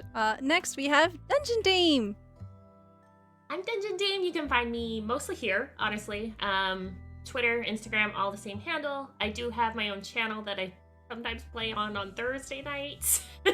And then every other Sunday, I'm over at Mid-Level Crisis Live playing another D&D game. So that's this Sunday and then every other Sunday. And my favorite part was, I think, the very brief conversation at the bathhouse where Adon told them they had been trying to come up with a way to time travel. Man, one day Adon's gonna make it work, and you guys are all gonna feel real silly. You guys are all gonna feel real silly. You're so close. All you gotta do is find Simus. He's No the one- key. No one knows. I can locate him probably. Next episode. Our next one shot. Search for Simus. Love it. Thank you so much. Next, we have a Bravo. Hi guys, I'm Bravo. I've been the Monty Hall in chat. I kind of bounce between both profiles. But my other channel is the Monty Hall. I run that over with my good old friend Nikki, who plays Simus in this campaign occasionally as a guest star. As well, EJ is part of our little troop, as our social medias are. Thank you, EJ. Congratulations. Oh my god, you're amazing. Kisses. My favorite part. Probably Samara running after that mystery person naked in the middle of Mount Olympus. Good one. That was really awesome. So good. Yep. Very in character. I loved it. Samara, don't give a fuck. Mara's like, someone's spying on me? I'll show you. Oh. Oh wait, no. What? No, never mind. I was also gonna be like, actually, I want to take it back and say a different part, but Yeah, I go won't. ahead. I was gonna say also the leaf pasties were also Yeah, my those favorite. are Yes. great. The leaf Yes. pasties. That was amazing. Oh, we love to see it. It's We good. love it. Thank you, thank you. Next, we have Giggly. Hello, I'm Giggly. You can find me here on Twitch at GigglyDendroLagus or on Twitter at GigglyDendro. Yeah, we're currently in the middle of a playthrough of the first Witcher. It's my first playthrough, so I've been gone for a couple of weeks, and we'll be back next Wednesday. So come hang out with me. Oh man, I think my favorite part. This episode was great. was drama, there was romance, there was betrayal, everything. There was a stabbing. There was stabbing, surprise stabbing. So long ago. Yeah. Yeah. I know. I totally forgot about the step. I don't know. I really liked the little mini game that we did at the banquet. I thought that was a lot of fun. That's a really good idea. I Yeah, love that was that. a really good idea. Awesome. I got the idea from my dad. Oh. Shout out to Dad. Dad. Yeah, Dad. We love Dad. Awesome. Thank you. Thank you. Next, we have our special guest star, Lady Lavinius. Hi, I am Kat or Lady Lavinius, and I play Magic Gathering mostly on my Twitch channel. You can find me there, or for my cosplay on Instagram or Twitter. And I'm also in a Descent into Avernus campaign on Runaway Robots channel. Yes. What was your favorite part? There's so many, it's so hard to choose, but it wasn't really a happy moment, but I think it was the most fun at the very beginning when I was kind of like emotionally banging on the door to get back to her. I feel like I really, at that point, I connected with the character. Me and Stella talked a little bit about like what was going to happen. She completely blindsided me on half of the stuff. Yeah, It was like, super fun. Lore It was dump, super lore fun to do dump.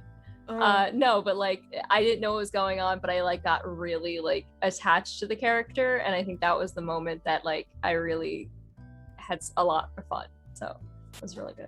Oh my gosh, yes. We'll definitely have you come in some other time and join us again She's at the back. table. Yeah, absolutely. I want more. I want more of Sarah. I love Sarah. I want to Yes. see I love Sarah. how her relationship So blooms. sweet. I love her. Yeah, so I want to much. see it all. She's She gonna needs come to back. You don't succeed. know. Yeah. You know, and then like you now have like a rival too, Auroran, the champion of passion. Oh, I feel like that's a really bad enemy to have. I'm Yeah. gonna fight to the death. No. Oh god. enemies to lovers. Ooh. Oh. I like that. Ooh. Join. It's fine. Slow burn 400k. Last but certainly not least, we have the Lady May. Oh, hey, I'm May. Can be found on the internet. So the Lady May at all the different places. Mostly here, playing now, and then in a couple weeks, back on Runaway Robots Twitch channel for one of the 3 campaigns of the new series, Ruin. So it's gonna be a lot of fun. Oh, I think like the entire bathhouse arc, I would say, is my favorite. You know, just people getting naked, being silly, high emotions. There was someone who got stabbed. Oh, that's Perfect. sad. Yeah. Still don't know who ran away is. It's gonna bother me. I'm gonna think about that. Mysteries. Mystery, intrigue. I'm Stella Luna. Thank you so much, everyone, for being here. Really, really appreciate it. If you've enjoyed the show, please consider giving us a follow. That is a way that you can support the channel for free. You can also find our episodes on YouTube. You can find all of Season 1 on YouTube. You can find the first episode of Season 2 on YouTube. All of it's there. Thank you so much for being here. I really, really appreciate it. I should memorize my own schedule. Just say words until the calendar loads. Beep boop bop beep beep Boop, bop, doo Beep doo. bop, beep bop. Doody da Beep beep bop. bop. I can do another mic test. I got it. It loaded. All right. So on Wednesday at 8 p.m. Eastern Time, we'll be back with Secrets of Saltmarsh, our campaign club for our Patreons. And then we're going to have more Unbound on Friday. So you can come see the next episode at 9 p.m. Eastern Time. Thank you so much for being here. Have a wonderful rest of the night, and we'll see you next time. Bye-bye! Bye.